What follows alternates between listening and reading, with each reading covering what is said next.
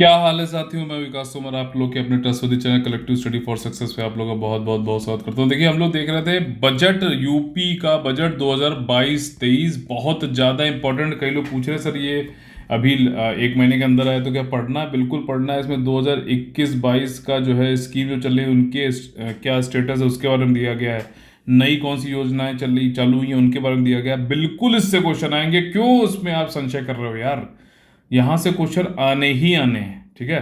तो इसका ये पार्ट 2 है। पार्ट 1 हम लोगों ने देख लिया था। प्लेलिस्ट जो है दे रखी है, उसमें आप लोग देख लीजिएगा, डिस्क्रिप्शन में लिंक दे रखा है, ठीक है। तो चलिए स्टार्ट कर लेते हैं जहाँ से हमने छोड़ा था। ये देखिए, लोक निर्माण और ये आफ्टर के बजट और कितना रोड और सड़क और ये सब बनेगी वो सब हम लोगों ने कर लिया था। हम लोग पहुंच गए थे सिंचाई एवं जल संसाधन पर, ठीक है। तो इरिगेशन वाले पोर्शन पे आ गए थे। विगत 5 वर्षों में 20 परियोजनाएं पूर्ण की गई हैं, जिसकी वजह से 21.42 लाख हेक्टेयर अतिरिक्त जो है इरिगेशन की हमने क्षमता को क्रिएट किया है, और 44.72 लाख जो किसान हैं वो लाभान्वित हुए हैं। वित्तीय वर्ष 2022-23 में हमारा जो है 2751 करोड़ का बजट प्रस्तावित है, जो बाढ़ वाड़ आती है ना उनको रोकने के लिए, ठीक है, इंतजाम करेंगे। कई जगह जियो बैग्स लगाए जाते हैं, कुछ बंधे बंधे बनाए जाते हैं, ठीक। तटबंधों का निर्माण वहीं आ गया, देखो, उच्चीकरण, सुदृढ़ीकरण, इनके लिए 356 करोड़ रुपए दिए जा रहे हैं, सॉरी। और नदी में सुधार एवं कटाव निरोधक योजना है। क्या होता है कि नदी मेंडरिंग करते हुए चलती है, आप लोगों ने देखा होगा ऐसे, ठीक। तो जब कभी नदी जो है क्या है कि ऐसे कर यहाँ से कर रही, तो क्या वो अपने आप उसमें क्या वो कोई व्हील तो लगा नहीं कि अपने आप ऐसे मुड़ जाएगी फिर ऐसे जाएगी? वो तो हमेशा ये इसको काटने की कोशिश करेगी ना। तो जितना वो इधर काटती है उतना ही यहाँ पे भरती चली जाती है। तो धीरे धीरे क्या होता है कि ये एरिया भर जाता है और ये जो है नदी सीधे चली जाती है। या फिर कभी कभार ऐसा भी होता है कि जो है यहाँ पर, अगर एक सेकेंड, ये वाला जो है एरिया ऐसे छूट जाता है, ठीक। और ये नदी जो है इधर अगर बीच में देखें तो नदी ऐसे सीधे निकल जाती है, ठीक। तो ये जो है एक ऑक्सबो लेक बन जाती है, ठीक। ज्योग्राफी का कॉन्सेप्ट है, लेकिन चलो यहाँ पे बता दिया। जो खुर होता है उसके शेप में एक जो है नहर, न सॉरी, एक लेक टाइप की बन जाती है, ऑक्सबो लेक बोलते हैं उसे, ठीक। तो यहाँ पर जो है नदी वदी कटान वटान ना करे उसके लिए भी एक 1328 करोड़ रुपए का बजट दिया गया है। और ये देखो, ये फिगर पूछ लेता है भाई साहब, तो क्या करें, पढ़ना ही पड़ेगा, ठीक है। जल निकास नाबार्ड को सकते हैं, यानी नाबार्ड को जो है सरकार पैसा देगी। नाबार्ड जो है किसको देना है, किन परियोजना जो जल निकास से संबंधित है किनको देना है, वो नाबार्ड से मिलेगा पैसा। तो 144 करोड़ रुपए दिया जा रहा है। 22-23 में जो है नहरों एवं सरकारी नलकूपों से किसानों को मुफ्त पानी की सुविधा, ठीक। तो नहरों, कैनाल के थ्रू, सरकारी नलकूपों के थ्रू, ठीक है ना, सरकारी ट्यूबवेल आपने सुना होगा, तो उसके थ्रू जो है किसानों को मुफ्त पानी मिले, जिससे सिंचाई उचाई कर सके। तो उसके लिए भी 800 करोड़ का बजट प्रस्तावित है, ठीक। Long term infrastructure fund LTIF योजना अंतर्गत वित्तीय वर्ष 2022-23 में मध्य गंगा नहर परियोजना, ठीक ना। तो ये आपकी कहाँ पर है? ये वेस्टर्न यूपी में है, ठीक। शायद बुलंदशहर के आसपास है, ठीक है, एक बार देखिएगा, रुड़की या बुलंदशहर के आसपास है। सरयू नहर परियोजना, ठीक, उसके लिए 300 करोड़ रुपए। मध्य गंगा नहर परियोजना 600 करोड़ रुपया। अर्जुन सहायक परियोजना, अर्जुन नदी जो है बताइए कहाँ पर है, ठीक है, क्या नेपाल से होते हुए आती है? कमेंट करके बताइएगा।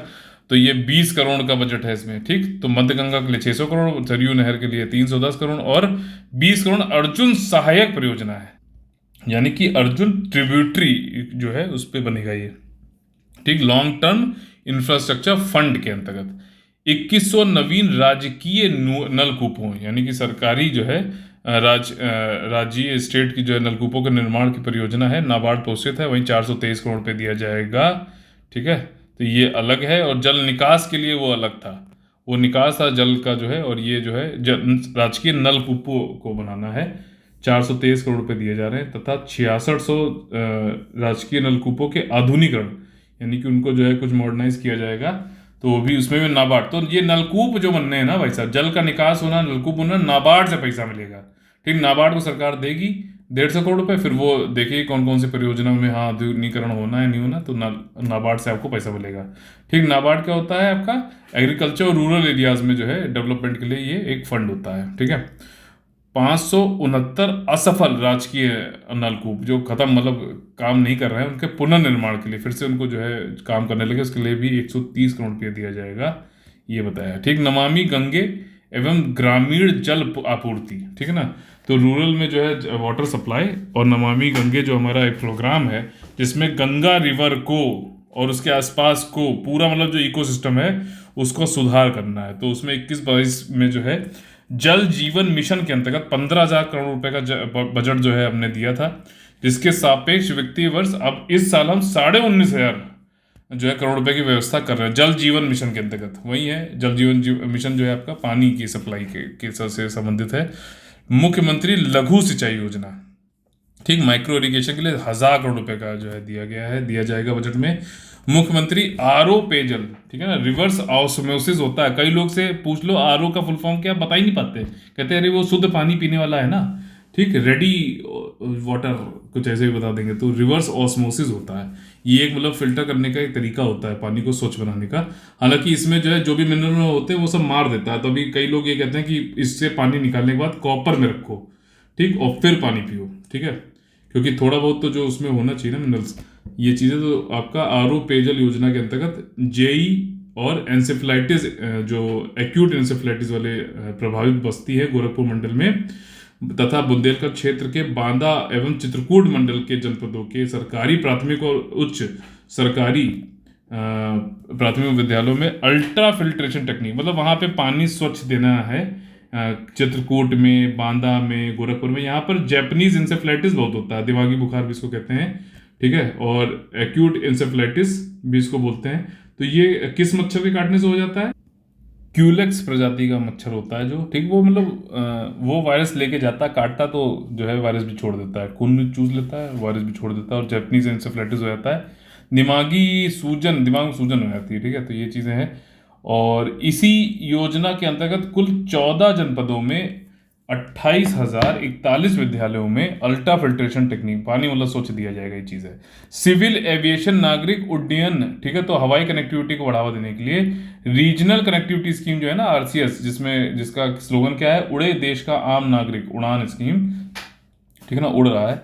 तो उत्तर प्रदेश नगर विमानन प्रोत्साहन नीति कौन से ईयर में आई थी बताइएगा, जिनमें रीजनल कनेक्टिविटी स्कीम के साथ साथ उन अन्य उड़ानों के लिए भी प्रोत्साहन दिया जा रहा है, ठीक। तो अब देखो इसमें कुछ इन्होंने बताया कहाँ कहाँ पे एयरपोर्ट बनने वाला है। तो आने वाले समय में आम जन को, मतलब कई जो हम लोग हैं आम जन, तो अलीगढ़, आजमगढ़, ठीक है ना, सारे गढ़ हो गए, श्रावस्ती, मुरादाबाद, चित्रकूट, झांसी, ललितपुर, सोनभद्र, सहारनपुर, मेरठ, ठीक है, तो कुशीनगर, अयोध्या, तो यहाँ पर जो है एयरपोर्ट की सुविधा उपलब्ध कराई जाएगी, ठीक। तो इस तरीके से याद रखिएगा।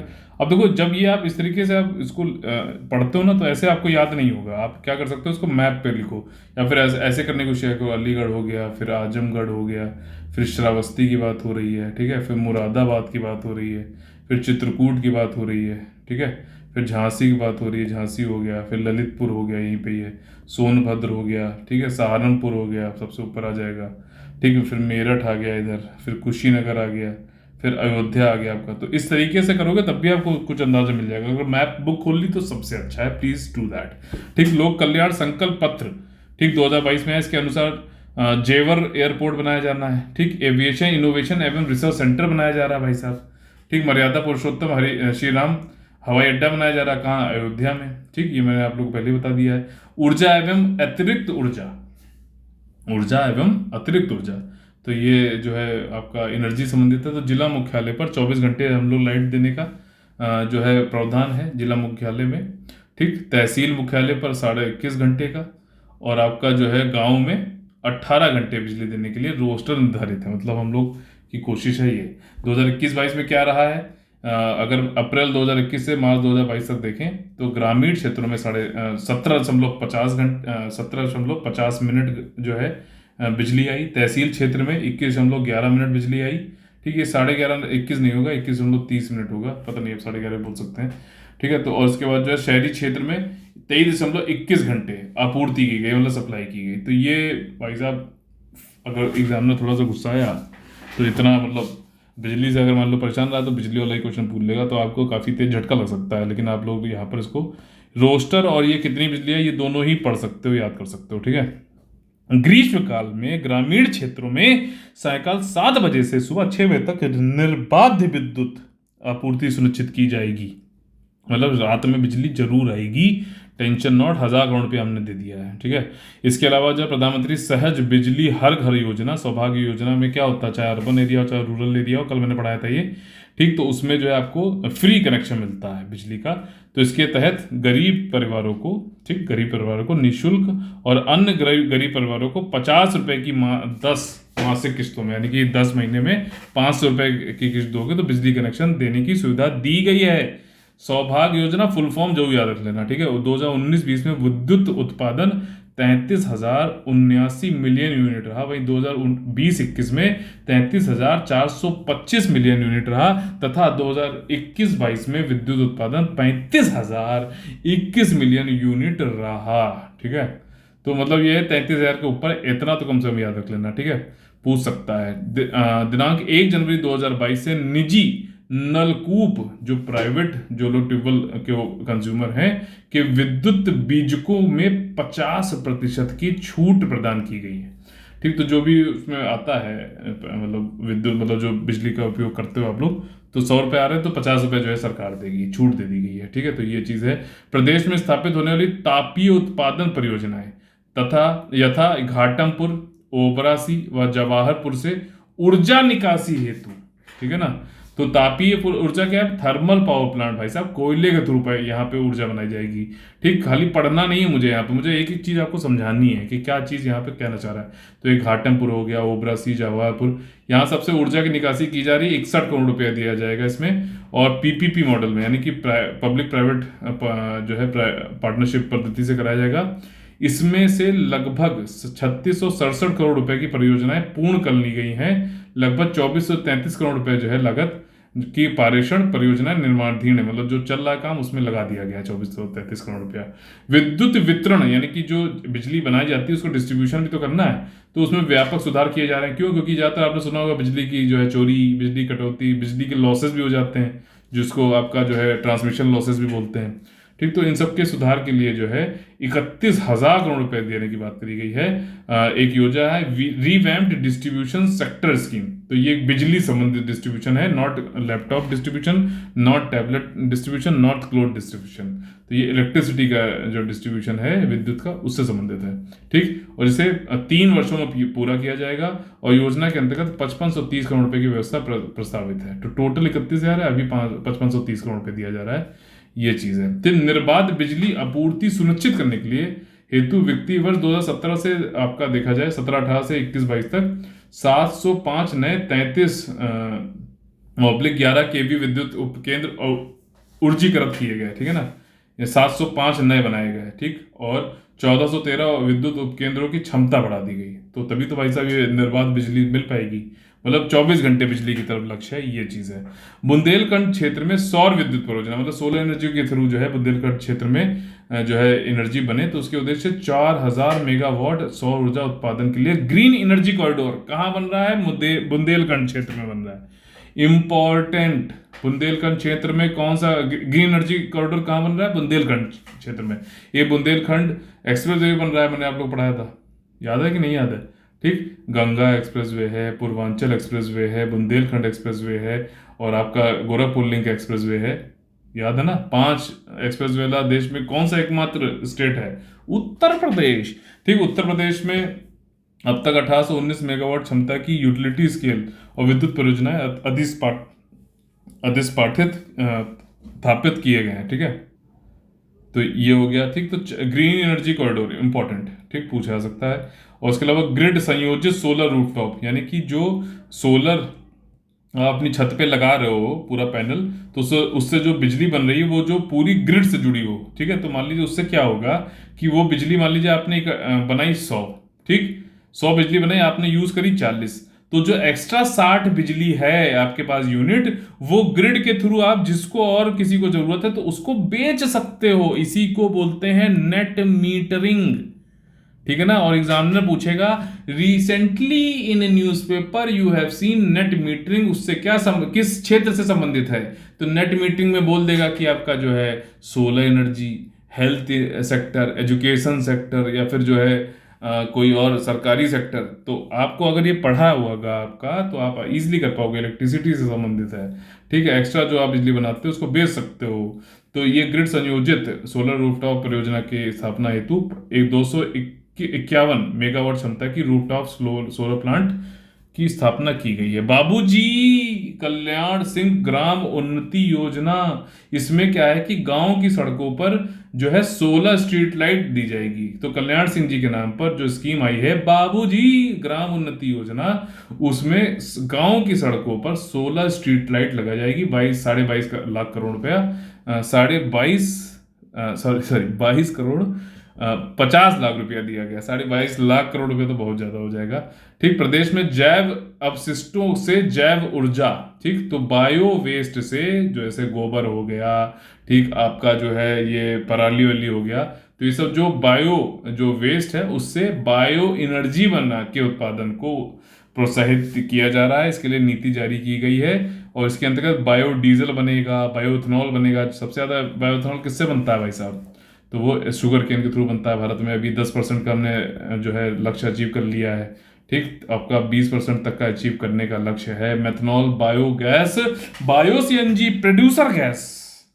प्रोड्यूसर गैस क्या है ये बताइए आप लोग। ठीक, बायो कोल हो गया। तो बायो कोल क्या होता है? जो मई वही निकलती है ना, उससे बनाया जाता है। ये जो बगास वगास शुगर केन के जो है इंडस्ट्री के बाहर निकलती है तो उसको बायो कोल बोला जाता है। उसको कोयला बना लेते हैं वो लोग, हिंदी में मई बोलते हैं। नीति के अंतर्गत जैव ऊर्जा की 14 परियोजनाओं में 2492 करोड़ रुपए के निवेश की स्वीकृति प्रदान की गई है। ठीक है, तो ये आपका बायो वेस्ट से बायो एनर्जी के लिए 14 परियोजनाएं हैं, 2492 करोड़ रुपया दिया जा रहा है। आवास, उत्तर प्रदेश वेयर हाउसिंग, ठीक है, वेयर हाउस होता है ना जिसमें सामान इकट्ठा किया स्टोर किया जाता है, और एवं लॉजिस्टिक्स जिसमें रसद होता है, ट्रांसपोर्टेशन हो गया, ठीक है। तो उसकी नीति आई थी 2018 में। तो उसके अंतर्गत क्या है, निजी logistics park, private logistics park बनाए जा रहे हैं। लॉजिस्टिक्स इकाइयों को भू उपयोग परिवर्तन शुल्क में 50% तक की छूट दी जा रही है। भू उपयोग यानी कि जो भी वो लोग लैंड वैंड यूज कर रहे हैं उसमें, या फिर जैसे लैंड मान लीजिए कोई खेती वाली जमीन थी, उसका 143 करा लिया, यानी कि उसको कमर्शियल यूज में ला रहे हैं, कन्वर्ट कर रहे हैं, तो लैंड यूज चेंज हो रहा है। तो इसमें जो पैसा लगता था 100 रुपए लगता था मान लीजिए, तो अब 50 रुपए देना पड़ेगा अगर आप वेयर हाउस में कन्वर्ट कर रहे हो या फिर लॉजिस्टिक्स इकाइयों में कन्वर्ट कर रहे हो तब। ठीक, तो ये चीज है इसमें, इसके दिए जाएगा। इसके बाद तथा विकास प्राधिकरणों की महायोजना क्षेत्र में लागू विकास शुल्क का 25% तक का भुगतान में छूट किया जाएगा। तो जो विकास प्राधिकरण होते हैं, डेवलपमेंट अथॉरिटीज, उनकी भी जो भी महायोजना क्षेत्र होती है मास्टर प्लान वाली, ठीक है ना, तो दो इंग्लिश वालों को कोई दिक्कत नहीं है अगर हिंदी में लिखा हुआ है, चाहे हिंदी में लिखा इंग्लिश में लिखा हो, हिंदी वालों को भी कोई दिक्कत नहीं होगी। मैं इस तरीके से दोनों ही उसमें बताता हूँ। ठीक है, तो ये हो गया लागू विकास शुल्क जो भी है, डेवलपमेंट जो फी लगती है उसमें 25% तक का भुगतान वहां पे भी छूट है। ठीक, और ये फरवरी 2020 से लागू है। अधिसूचना निर्गत की गई है, मतलब अधिसूचना नोटिफिकेशन दिया जा चुका है।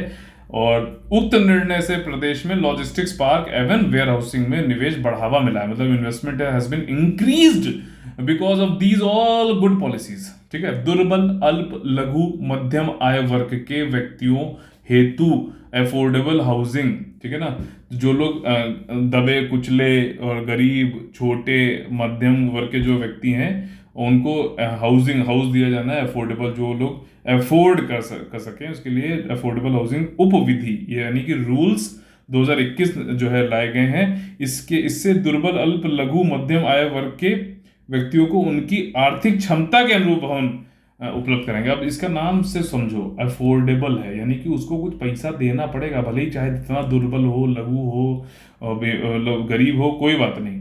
ठीक, उसे कहा गया कि आर्थिक क्षमता के अनुरूप भवन उपलब्ध कराया जाएगा। ठीक, तो अफोर्डेबल हम तुम्हारे लिए बना देंगे। किसी मकान को बनाने के लिए 1 लाख रुपए की मान लीजिए जरूरत है, तुम कहोगे कि भाई साहब हमारे पास तो खाली 20,000 है, हम क्या करें, तो उसके हिसाब हम आपको लिए अफोर्डेबल बना देंगे, कुछ पैसा हम लगा देंगे। ठीक है, तो 20 का 1 लाख का 20 तो नहीं होगा, थोड़ा ज़्यादा देना पड़ेगा, हो सकता है 20,000 गवर्नमेंट दे दे, ये चीज़ है। ठीक, निजी विकासकर्ताओं द्वारा अनिवार्य रूप से निर्मित की जाने वाली EWS इकाइयों के पंजीयन, मतलब जो भी पंजीकरण कराया जाता है EWS के लिए जो भी कराया जाता है, तो उसमें छूट की बात करी गई है। ठीक, 500 रुपये तक की निर्धारित शुल्क में छूट प्रदान करते हुए इसे 500 रुपये निर्धारित किया गया है। ठीक, तो ईडब्ल्यूएस इकाइयाँ जो एंटिटीज होती हैं, उनका अगर कोई भी पंजीकरण हो रहा है, रजिस्ट्रेशन हो रहा है, तो स्टाम्प जो लगता है भाई साहब, उसमें स्टाम्प में छूट दी गई है, 500 रुपये निर्धारित कर दिया गया, ये चीज़ है। ठीक, तो ईडब्ल्यूएस श्रेणी के जो भी आवेदक आएंगे, भवनों के पंजीयन में काफ़ी अधिक धनराशि की बचत होगी। ठीक है, तो ईडब्ल्यूएस वाले जो है भवन जो भी हाउस बनवा रहे हैं, तो उनको स्टार स्टाम्प में अब काफ़ी कम पैसा लगेगा, ये चीज़ है।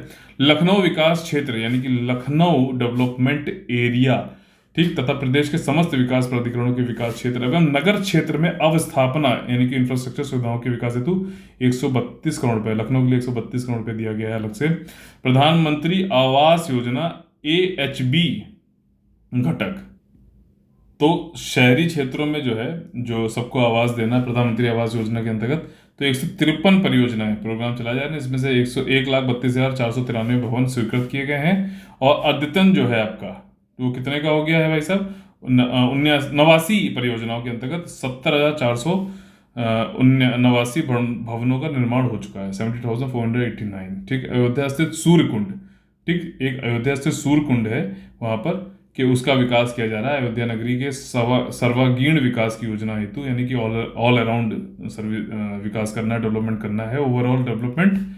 तो वित्तीय वर्ष 2022-23 में 140 करोड़ रुपए का बजट दिया गया है। ठीक है, अयोध्या नगरी में स्थित सूर्य कुंड के विकास के लिए। ठीक है, कानपुर मेट्रो रेल परियोजना 11,076 करोड़ रुपए दिए गए हैं, और इस बजट में भाई साहब 747 करोड़ रुपए मिलेंगे। आगरा मेट्रो रेल, ठीक, तो इसमें जो है आपका कितना, 597 करोड़ रुपए का बजट दिया गया है।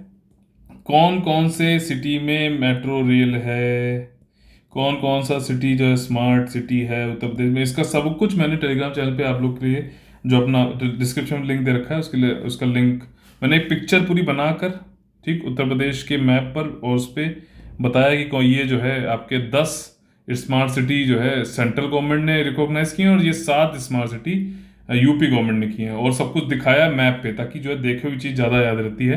तो जरूर जो है टेलीग्राम चैनल ज्वाइन कर लीजिएगा। Delhi Ghaziabad Meerut RRTS rapid rail transportation system corridor, Delhi Ghaziabad Meerut, ठीक है, तो इसका ये कार्य चल रहा है, 1306 करोड़ रुपया दिया गया है इसमें। और वाराणसी, गोरखपुर व अन्य शहरों में मेट्रो रेल परियोजना 100 करोड़ रुपए का बजट दिया गया। नगर विकास, ठीक, तो इसमें स्वच्छ अर्बन डेवलपमेंट की बात हो रही है। स्वच्छ भारत मिशन नगरीय यानी कि शहरी जो है की शुरुआत की गई भारत सरकार द्वारा। अब इस हेतु जो है 1353 करोड़ 93 लाख रुपए दिए जा रहे हैं। स्वच्छ सर्वेक्षण 2021 में 18 स्थानीय निकाय को जो है पुरस्कृत किया गया कई सारी श्रेणियों में। उत्तर प्रदेश की स्थानीय निकाय यानी कि लोकल बॉडीज, भारत सरकार प्रत्येक घर को नल के माध्यम से शुद्ध पेयजल की सुविधा प्रोवाइड करने की बात कर रहा है। ठीक है, क्या नाम है स्कीम का, हर घर नल योजना है। ठीक है ना, PNG मतलब इस PNG नहीं सॉरी, मतलब टैप वाटर के थ्रू जो है पानी मिलेगा, टैप खोलो और स्वच्छ पानी मिलेगा आप लोगों को। ठीक है, तो इसके लिए जो है इस स्कीम के लिए शुद्ध पेयजल की सुविधा उपलब्ध कराए जाने की योजना है। और इसमें Atal mission for rejuvenation and urban transformation, AMRUT करके जो है एक स्कीम है, के अंतर्गत अमृत मतलब सेकंड फेज चलाया है। इसमें 2000 करोड़ रुपए दिया जा रहा है, जिसमें घर मतलब को नल वाली जो है योजना के अंतर्गत शुद्ध पानी दिया जाएगा। और पहले से चल रही है योजना, और इसमें 2200 करोड़ रुपए की व्यवस्था जो है ऑलरेडी और की जाएगी इसमें। ठीक, प्रधानमंत्री आवास योजना सबके लिए आवास शहरी योजना 10,127 करोड़ रुपए 61 लाख रुपए की बजट की में मतलब प्रस्तावित किए गए हैं। केंद्र स्मार्ट सिटी, जैसे मैंने आप लोगों को बताया 10 शहर जो हैं ऐसे हैं कि जो सेंट्रल गवर्नमेंट की तरफ से जो है चयनित हैं, तो उसके लिए 2000 करोड़ रुपये, और राज्य के द्वारा जो है 7 जो है स्मार्ट सिटी जो है रिकॉग्नाइज किए गए उनके लिए 210 करोड़ रुपए। स्मार्ट सिटी योजना के अंतर्गत देश के प्रथम 20 शहरों में प्रदेश के 5 शहर जो है आपके सम्मिलित हैं। ध्यान रखना, प्रदेश को स्मार्ट सिटी योजना के अंतर्गत अभिनव प्रयोगों एवं परियोजनाओं के बेहतर क्रियान्वयन में प्रथम स्थान प्राप्त हुआ। ठीक है, ठीक, इसके अलावा देखो इसमें इनोवेशन वाले में तो जो है स्मार्ट सिटी वाले में उत्तर प्रदेश को पहले नंबर पर रखा गया। इसके अलावा नवसर्जित उच्चीकृत तथा विस्तारित नगर निकाय, ठीक है ना, जो नगर निकाय हैं लोग जो आपके अर्बन लोकल बॉडीज़ हैं, तो कुछ नए बनाए गए हैं, कुछ एक्सटेंड किए गए हैं, तो उनमें कुछ इंफ्रास्ट्रक्चर बनाना पड़ेगा। तो पैसा लगाना पड़ेगा, 550 करोड़ रुपये लगेगा। ठीक। प्रदेश के शहरी क्षेत्रों में निरंतर बढ़ते हुए जनसंख्या दबाव, जनसंख्या बढ़ रही है, आर्थिक गतिविधियों की प्रचुरता के दृष्टिगत शहरी क्षेत्रों में उत्कृष्ट गुणवत्ता स्थापना, मतलब इंफ्रास्ट्रक्चर कुछ बनाना पड़ेगा, प्राथमिकता हम दे रहे हैं। तो इन कार्यों के लिए जो है हमने एक संपादित किए जाने हेतु नगरीय निकायों में संचालित योजनाओं का प्रभावी अनुश्रवण एवं समन्वय आवश्यक है। अनुश्रवण यानी कि मॉनिटरिंग, और समन्वय यानी कि आपका कोऑर्डिनेशन या फिर हार्मनी अत्यावश्यक है। तो इसके लिए एक प्रोजेक्ट मॉनिटरिंग ग्रुप का गठन किया जा रहा है। ठीक है, जो अर्बन क्षेत्रों में आर्थिक गतिविधियाँ कैसी हो रही, जनसंख्या बढ़ रही है, इनके लिए एक प्रोजेक्ट मॉनिटरिंग ग्रुप आएगा। तो अर्बनाइजेशन संबंधित है, ये ध्यान रखना। ठीक। महाकुंभ मेला 2025 के लिए 100 करोड़ रुपया अभी से दे दिया गया है, प्रयागराज में होने वाला है। पंडित दीनदयाल उपाध्याय आदर्श नगर, ठीक है ना, आदर्श नगर पंचायत योजना, तो इसके लिए 200 करोड़ रुपये दिया जा रहा है। तो पंडित दीनदयाल उपाध्याय से संबंधित आदर्श नगर पंचायत योजना है, 200 करोड़ रुपये। मुख्यमंत्री नगरीय अल्प विकसित व मलिन बस्ती योजना, जो स्लम एरियाज होते हैं, तो उनके लिए जो है, उनकी कुछ डेवलपमेंट के लिए जो है 215 करोड़ रुपए का जो है यहाँ पे व्यवस्था की गई है। ठीक। कान्हा गौशाला एवं बेसहारा पशु आश्रय योजना 100 करोड़ रुपया दिया जा रहा है।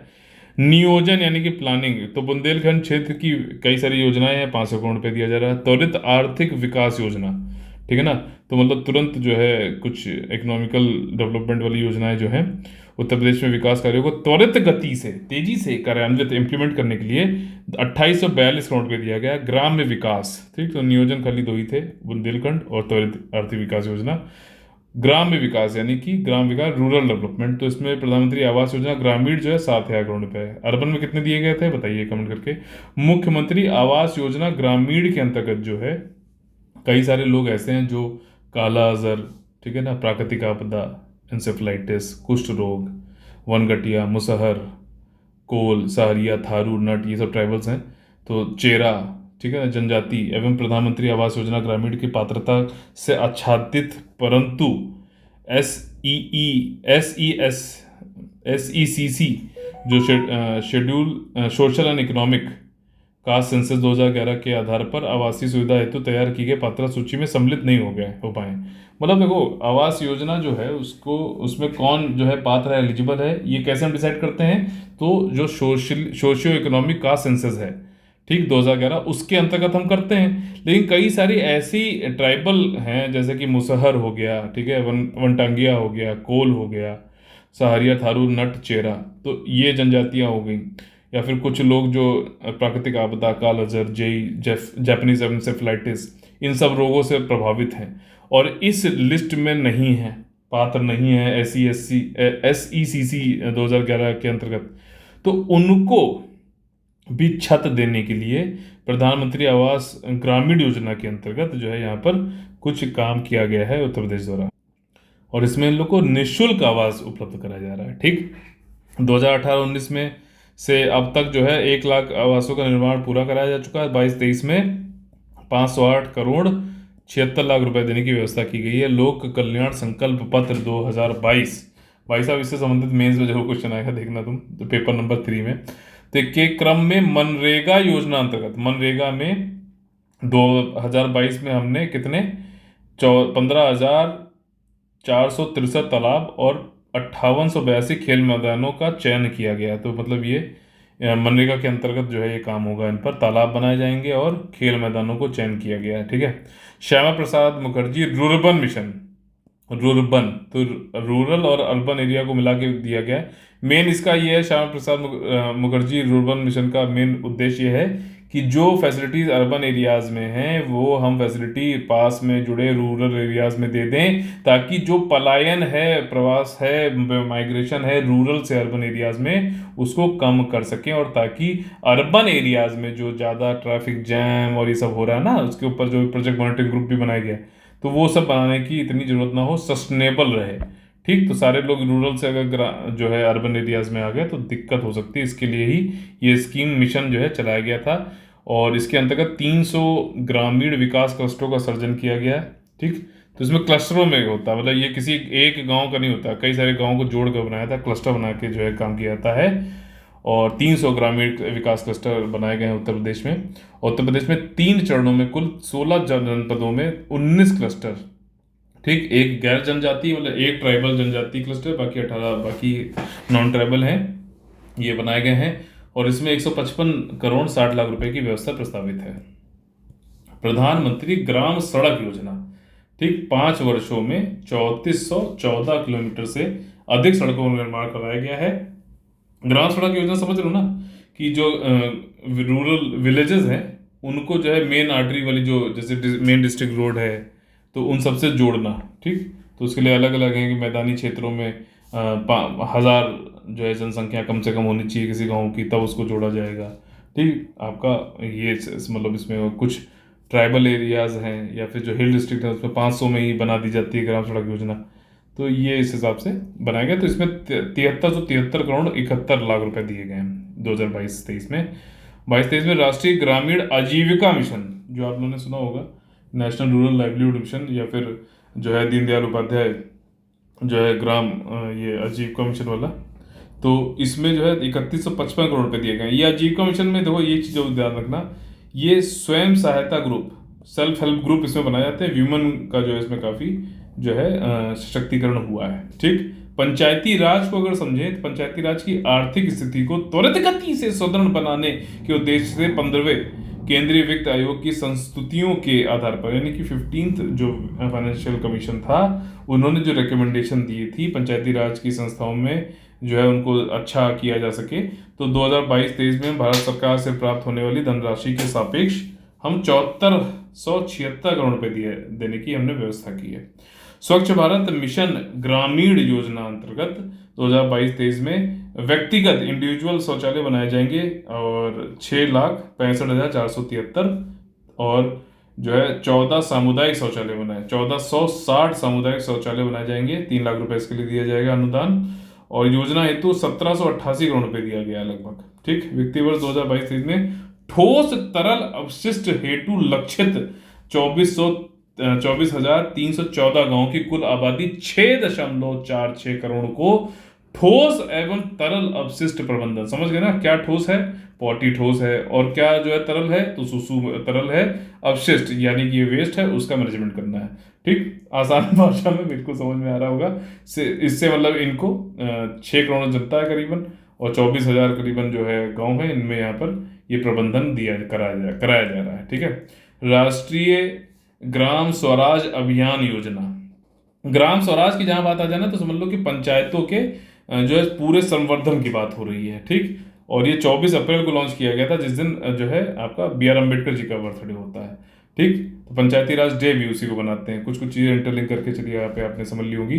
तो वहाँ पे पंचायतों के क्षमता संवर्धन, कैपेसिटी बिल्डिंग, ठीक, इसके बाद उनका ट्रेनिंग और संरचनात्मक जो है ढांचे, ठीक, यानी इंफ्रास्ट्रक्चर जो है वहाँ का बेसिक स्ट्रक्चर और उपलब्ध के लिए कराने के लिए जो है 539 करोड़ 46 लाख रुपए की व्यवस्था की गई है। संपूर्ण परिवार सर्वेक्षण उत्तर प्रदेश योजना, ठीक है ना, तो इसमें 10 करोड़ रुपए की व्यवस्था की गई। संपूर्ण परिवार सर्वेक्षण उत्तर प्रदेश योजना, ठीक है। इसके अलावा उत्तर प्रदेश मातृभूमि के लिए 1 करोड़ रुपए दिया जा रहा है। अब ये क्या है भाई साहब, मातृभूमि में यह है कि रूरल इंफ्रास्ट्रक्चर बनेगा, ठीक, गाँव में स्थापना या फिर जो है अवसंरचना बनाई जाएगी, तो उसमें होगा 50-50%, तुम 50% डालो, हम भी 50% डालेंगे, ठीक है ना। तभी मातृभूमि है, तुम्हारी जमीन है, मातृभूमि तुम्हारी है, तो पैसा तुम भी डालो, सीधी सी बात है। और ये 16 सितंबर 2021 को लॉन्च किया गया था, योगी जी द्वारा लॉन्च किया गया था, ठीक। तो ये कुछ बैकग्राउंड नॉलेज है, और इसीलिए मैं कह रहा हूँ खाली यहाँ पढ़ नहीं रहा हूँ खाली, और भी उसकी बैकग्राउंड नॉलेज भी, क्योंकि उससे रिलेटेड भी पूछ सकता है। तो ये स्कीम जो है सॉरी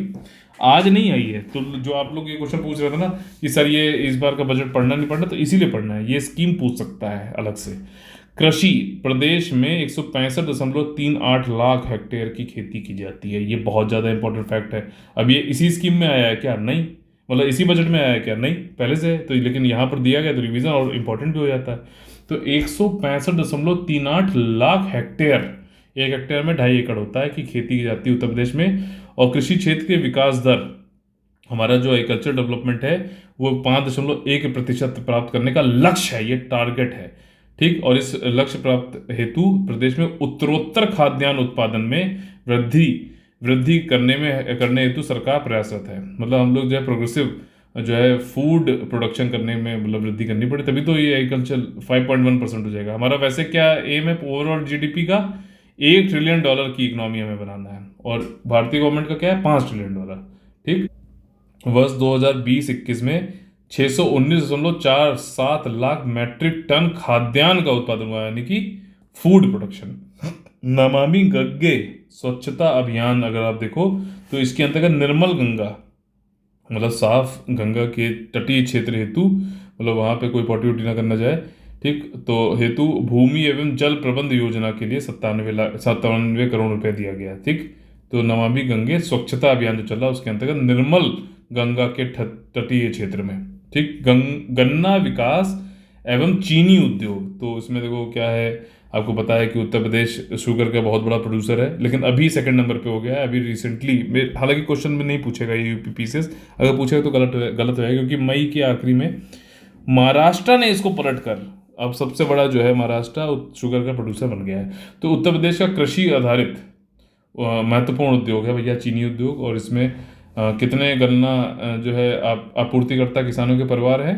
35.44 लाख। ठीक। उनकी आजीविका का मुख्य आधार भाई साहब गन्ना है। गन्ना किसानों के अवशेष जो है गन्ना मूल्य के भुगतान हेतु 1,000 करोड़ रुपए। ठीक है ना। कुछ मान लीजिए कुछ रह गया है, उनको उनके गन्ना जो उन्होंने सप्लाई किया उसका पैसा नहीं मिला है एफआरपी पर। अच्छा, करने के लिए एफआरपी होती है, एमएसपी नहीं होती है। ठीक। फ्री ये होता है फेयर रेम्युनरेटिव प्राइस। ठीक है ना, फेयर रेम्युनरेटिव प्राइस, यानी कि उच्च पारिश्रमिक जो है मूल्य, तो ये बोलते हैं हिंदी में। प्रदेश में चीनी मिलों के नवीनीकरण, मतलब चीनी मिल का जो है उनको मॉडर्न बनाओ और सारी चीज़ें हैं एफिशिएंट बनाओ, दक्ष बनाओ, तो उसके लिए 380 करोड़ रुपए दिया जा रहा है। खांडसारी इकाई जो होती हैं जिसमें वो राब वाब बनती है, आप लोगों ने सुना होगा, जिसको क्या बोलते हैं? शीरा बोलते हैं, इंग्लिश में जो है मोलासेस बोलते हैं। क्या जानना चाहते हो बताओ। तो खांडसारी इकाइयों के लाइसेंस हेतु चीनी मिलों से न्यूनतम दूरी की बाध्यता 15 किलोमीटर से घटा के 7.5 किलोमीटर। अब ये पहले ही होता था कि चीनी मिल यहाँ पे है तो यहाँ से 15 किलोमीटर के बाद ही खांडसारी एंटिटी बनाई जा सकती थी। अब इसको घटा के 7.5 किलोमीटर कर दिया गया है, और जिसके फलस्वरूप जो है 25 वर्षों में प्रथम बार 277 नई खांडसारी इकाइयां जो है लाइसेंस दिए गए। ठीक। कृषि शिक्षा एवं अनुसंधान, तो एग्रीकल्चरल एजुकेशन, तो 20 एग्रीकल्चरल विज्ञान केंद्र जो कृषि विज्ञान केंद्र है उनकी स्थापित कर क्रियाशील किया गया है, मतलब चालू कर दिए गए हैं प्रदेश में 20 केवीके किसान विज्ञान केंद्र। ठीक। कृषि शिक्षा के सुदृढ़ीकरण हेतु गोंडा में एक नई कृषि यूनिवर्सिटी बन रही है, एग्रीकल्चर यूनिवर्सिटी। वहीं लखीमपुर खीरी तथा आजमगढ़ में नव स्थापित कृषि महाविद्यालयों को गत वर्ष से क्रियाशील बनाया गया। तो कहाँ कहाँ पे भैया एग्रीकल्चर यूनिवर्सिटी आ गई नई? तो आपकी गोंडा में आ गई, लखीमपुर खीरी में आ गई, आजमगढ़ में आ गई। ठीक। चंद्रशेखर आजाद कृषि एवं प्रौद्योगिक विश्वविद्यालय, तो कृषि संबंधित और प्रौद्योगिक विश्वविद्यालय कहाँ पे बनाया गया? कानपुर में। किसके नाम पर है? चंद्रशेखर आजाद। आजाद देखो ये ऑफिशियल में तो आजाद लिख दिया है। ठीक है, छोटी मोटी गलती हो जाती है, इतना बड़ा काम कर रहे हैं। ठीक है, तो ये चीज़ है, ये इसलिए बोल रहा हूँ क्योंकि हमसे भी हो जाती है तो उसको कवर अप दे रहा हूँ। तो लखीमपुर का कैंपस भी हम जो कानपुर की यूनिवर्सिटी है चंद्रशेखर आजाद कृषि एवं प्रौद्योगिक विश्वविद्यालय की, तो उसका एक कैंपस लखीमपुर में ही बनाया गया है। ठीक। और तथा अन्य निर्माण कार्यों हेतु 10 करोड़ रुपए दिया गया है। बांदा कृषि एवं प्रौद्योगिक विश्वविद्यालय, जैसे चंद्रशेखर आजाद कानपुर का है वैसे बांदा में भी है, तो उसके विभिन्न कार्यों के लिए 8 करोड़ 58 लाख रुपए दिए गए हैं। प्रदेश के कृषि विश्वविद्यालयों द्वारा विभिन्न फसलों की नवीन प्रजातियां, ठीक है ना, कई सारी जैसे गन्ने की फसल है तो उसके लिए कुछ नई प्रजातियां लेके आओ, ताकि उसमें ये हो कि ज़्यादा अच्छी उत्पादकता हो सके, कम पानी लगे, कम उर्वरक लगे। ठीक है ना, तो ये इसके लिए भाई क्या चाहिए? एक रिसर्च होनी चाहिए, तो इसीलिए तो ये यूनिवर्सिटी बनाई जा रही है। ठीक है, इसका क्या कारण है? काम और क्या है? ठीक, बाकी जगह तो कृषि हो ही रही है, ये चीज़ है। तो के विकसित किया गया, जो विमोचित किया जा चुका है। ठीक, कृषि विश्वविद्यालय प्रदेश के फसलों की नवीन प्रजातियों को वर्ष में विकसित किया गया। ठीक है, कुछ विमोचन के लिए तैयार है, मोदी जी आएंगे करेंगे। दुग्ध विकास यानी कि डेयरी डेवलपमेंट 2021-22 में 8,615 कार्यरत सहकारी दुग्ध समितियां हैं। ठीक है, यानी कि वर्किंग कोऑपरेटिव डेयरी कमिटीज हैं, जो कि 1.86 लाख लीटर प्रतिदिन लिक्विड दूध की बिक्री करते हैं, ठीक है ना, लिक्विड दूध की करते हैं, ध्यान रखना। भारतीय गोवंश द्वारा दुग्ध आपूर्ति करने वाले दुग्ध उत्पादकों को प्रोत्साहन स्वरूप नंद बाबा पुरस्कार। तो नंद बाबा पुरस्कार भाई साहब किसके लिए है कि जो भी डेयरी से संबंधित या फिर डेयरी सप्लाई करते हैं तो वो अगर उसमें अच्छा काम करते हैं, अच्छा उत्पादन करते हैं, तो भाई साहब उनको प्रोत्साहन, उनको उनको प्रमोट करने के लिए जो है नंद बाबा पुरस्कार लाया गया है। ठीक, ये चीज है। और हम लोग ने एक और पढ़ा था इस टाइप का, जो है कल्याण सिंह जी से संबंधित था। ठीक है, बताइए कौन, मतलब किससे संबंधित था वाली जो है स्कीम। ठीक, वर्तमान दुग्ध संघों, ठीक है ना, जो डेयरी यूनियन है, उनके सुदृढ़ीकरण एवं पुनर्जीवित करने के हेतु 60 करोड़ रुपए की व्यवस्था की जा रही है। जनपद मथुरा में 3000 लीटर प्रतिदिन क्षमता के नवीन डेयरी प्लांट, बहुत गाय वहां रहती हैं तो ये बढ़िया, बहुत अच्छा है। रिसोर्स जहाँ पे उसका यूटिलाइजेशन होना चाहिए और उसी से जो है कमर्शलाइज करके पैसा भी वहाँ पे बनेगा। ठीक है, बहुत अच्छा। तो 3000 लीटर प्रतिदिन क्षमता के नवीन डेयरी प्लांट लगाया जा रहा है। कहाँ पे? मथुरा में, ठीक है ना, ब्रज जो है आपका एरिया है। और 8 करोड़ रुपए की व्यवस्था की गई है। वाराणसी में ग्रीन फील्ड डेयरी प्लांट बनाया जा रहा है। वाराणसी में हम लोगों ने पढ़ा था कि एक इंटरनेशनल क्रिकेट ग्राउंड भी बनाया जा रहा है। ठीक है, तो वाराणसी में ग्रीन फील्ड डेयरी प्लांट एवं जनपद मेरठ में green field dairy plant, Banaras में और मेरठ में ग्रीनफील्ड डेयरी प्लांट बनाया जा रहा है। ग्रीनफील्ड का क्या मतलब है कि यहाँ पर नए बिल्कुल नए स्क्रैच से बनाया जा रहा है। ठीक है ना, अगर ये कोई पहले से डेयरी प्लांट होता, उसमें कुछ रेट्रोफिटिंग करके, कुछ अपग्रेडेशन करके जो है हम फिर से डेयरी प्लांट को चालू करते तो वो ब्राउन फील्ड हो जाता। ठीक है ना, तो ये थोड़ा सा दोनों में डिफरेंस होता है। तो मेरठ में जो है, वैसे तो हम लोगों ने पढ़ा था कल कि मेजर ध्यानचंद स्पोर्ट्स यूनिवर्सिटी बनाई जा रही है और यहाँ पे डेयरी प्लांट ग्रीनफील्ड वाले बनाया जा रहा है। बनारस में भी बनाया जा रहा है। पशुपालन, राष्ट्रीय पशु रोग नियंत्रण कार्यक्रम, तो जो नेशनल जो है आपका ये जो है आपका livestock disease control program जो है, उसके अंतर्गत खुरपकहा और मुंह पकहा, ये क्या होता है, फुट एंड माउथ डिजीज वाली, और ब्रुसलोसिस। तो अगर अलग से भी पूछ ले आपसे कि भैया ये फुट एंड माउथ डिजीज और ब्रुसलोसिस किससे संबंधित, तो ये लाइव स्टॉक से संबंधित हैं। ऐसा सिंपल क्वेश्चन भी आ सकता है। ठीक, तो 2030 तक हमारा ये प्रदेश का, उत्तर प्रदेश का ये लक्ष्य है कि हम खुरपका और मुंह पका से मुक्त करा लेंगे। ठीक है, तो ये टारगेट ईयर बहुत ज़्यादा इंपॉर्टेंट है। फुट एंड माउथ डिजीज से उत्तर प्रदेश को हम कब तक मुक्त कराने की कोशिश कर रहे हैं? 2030 तक। ठीक, और इसके लिए टीकाकरण भैया कार्यक्रम चलेगा। अद्यतन जो है अभी तक अगर देखा जाए तो 1,79,717 टीकाकरण हो चुके हैं। ब्रुसलोसिस टीकाकरण में भी 18,69,166 टीकाकरण किया गया है। निराश्रित और बेसहारा गोवंश जो होते हैं की समस्या के लिए 187 वृहद, ठीक है ना, कंप्रहेंसिव या फिर ब्रॉड गो संरक्षण केंद्र बनाए गए हैं। और इसके सापेक्ष में यानी रिलेटिव और प्रोपोर्शनली देखें तो 171 केंद्र का निर्माण कार्य पूर्ण है। तो मतलब निराश्रित और बेसहारा जो गाय वाय रहती हैं, गाय माता, उनको जो है हम लोग यहाँ पर बढ़िया से जो है सम्मान पूर्वक रख सकेंगे। बुंदेलखंड क्षेत्र में निराश्रित गोवंश, ठीक है ना, तो यहाँ की समस्या, अब वहाँ पे काफ़ी ज़्यादा दिक्कत है भाई साहब। एक तो ग्रीनरी कम है, ठीक है ना, पानी की किल्लत है, और वहाँ पे जो गाय है तो उनको जो है कई सारी समस्याएं होती, तो उनके निराकरण के लिए 5-5 प्रत्येक जनपद, जो बुंदेलखंड के हर जनपद में 5-5 गौ आश्रय केंद्र स्थापित किए जाएंगे। ठीक, बुंदेलखंड में किए जा रहे हैं, ध्यान रखना एरिया। निराश्रित बेसहारा गोवंश के संरक्षण हेतु प्रदेश में 6,195 गौ आश्रय स्थल स्थापित हैं। ठीक है, अभी चल रहे हैं, जिनमें से 9,67,923 गौवंशीय पशु संरक्षित हैं, यानी कि प्रोटेक्टेड है। ठीक है, मुख्यमंत्री निराश्रित बेसहारा गोवंश सहभागिता योजना, ठीक, सहभागिता योजना जो है, इसके अंतर्गत 1,31,000 से अधिक गोवंश इच्छुक लाभार्थी की सुपुर्दगी में दिए गए हैं। ठीक, अब हम लोग चलते हैं फिशरीज पे। तो प्रदेश में देखिए, हमारे पास कोई समुद्र तो है नहीं, लेकिन हम लोग इनलैंड फिशरीज करते हैं बहुत अच्छी उसमें, क्योंकि हमारे यहाँ खाने वाले बहुत हैं मछली। तो मत्स्य उत्पादन एवं उत्पादकता बढ़ाए जाने हेतु प्रधानमंत्री मत्स्य संपदा योजना, तो संपदा योजना किससे संबंधित है? फिशरी से संबंधित है, मछलियों को जो है बढ़ाने से संबंधित है।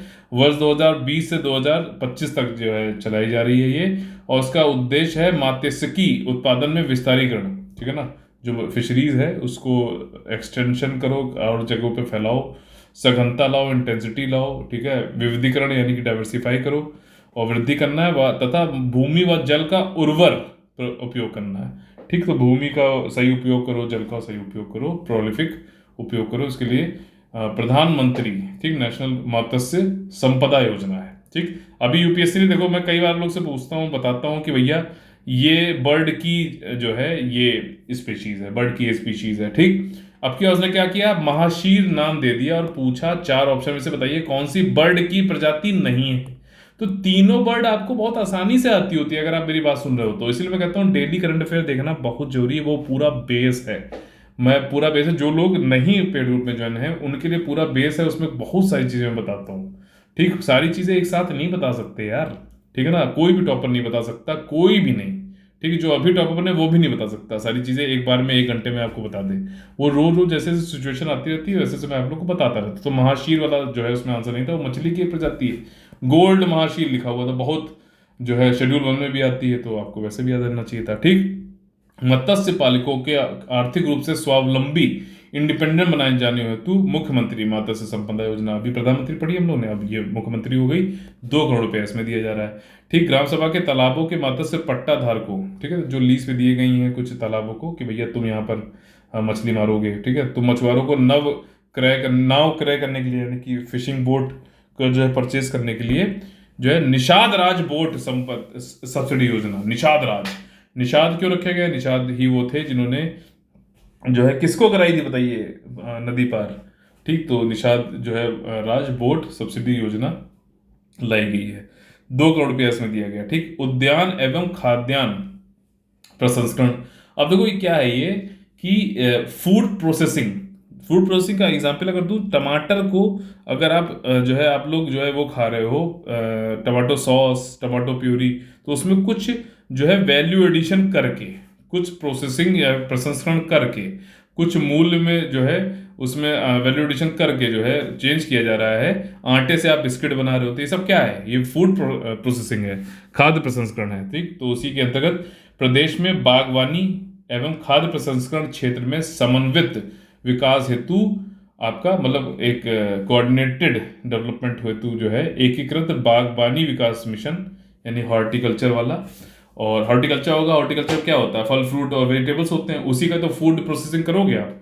ठीक, तो ये चीज़ें हैं। इसके अंतर्गत जो है राष्ट्रीय कृषि विकास योजना, पर drop more crop, micro irrigation, ये कई सारी जो स्कीम्स हैं, तो इनको जोड़ते हुए उत्तर प्रदेश की खाद्य प्रसंस्करण उद्योग नीति 2017 के आदि महत्वपूर्ण कार्यक्रम चलाए जा रहे हैं। सबको एक साथ लिख दिया और सब में चल रहा है। ठीक, तो ये चीज़ है। आलू के लाभकारी मूल्य हेतु बाजार हस्तक्षेप योजना के मार्केट इंटरवेंशन स्कीम के लिए 1 करोड़ रुपये दिया गया। आलू के भाई साहब लाभकारी मूल्य, आलू जो है महंगा नहीं हो सकता अब। ठीक है, खाद्य प्रसंस्करण लघु उद्योग, ठीक, फूड प्रोसेसिंग जो है आपका लघु उद्योग यानी कि स्मॉल इंडस्ट्रीज। तो ये वाला जो है उत्तर प्रदेश खाद्य प्रसंस्करण उद्योग नीति कब आई थी, 2017 में। तो उसमें उद्यमिता विकास के लिए यानी कि एंटरप्रेन्योरशिप की डेवलपमेंट के लिए कृषकों को उनके उत्पाद का उचित मूल्य दिलाने, रोजगार सृजन एवं मूल्य संवर्धन, जो मैंने आपको बताया ना वैल्यू एडिशन में सहायक सिद्ध हो रही है। ठीक, ये नीति बहुत अच्छी चल रही है, ये बताया गया है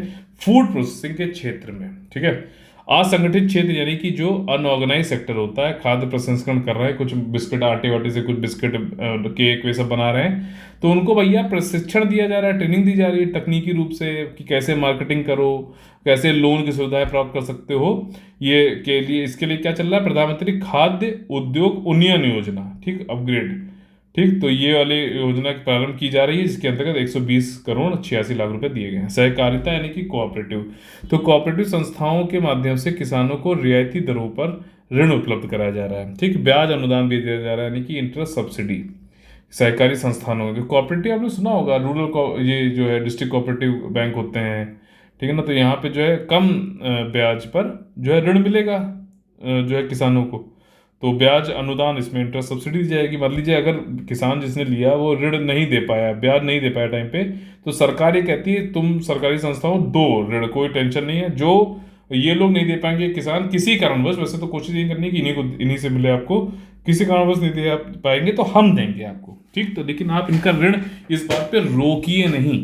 ठीक, रासायनिक उर्वरक यानी कि केमिकल फर्टिलाइजर के अग्रिम भंडारण हेतु 150 करोड़ रुपए, यानी कि पहले से रख लेते हैं खरीद के, फिर जो है किसानों को दिया जाता है। ठीक है।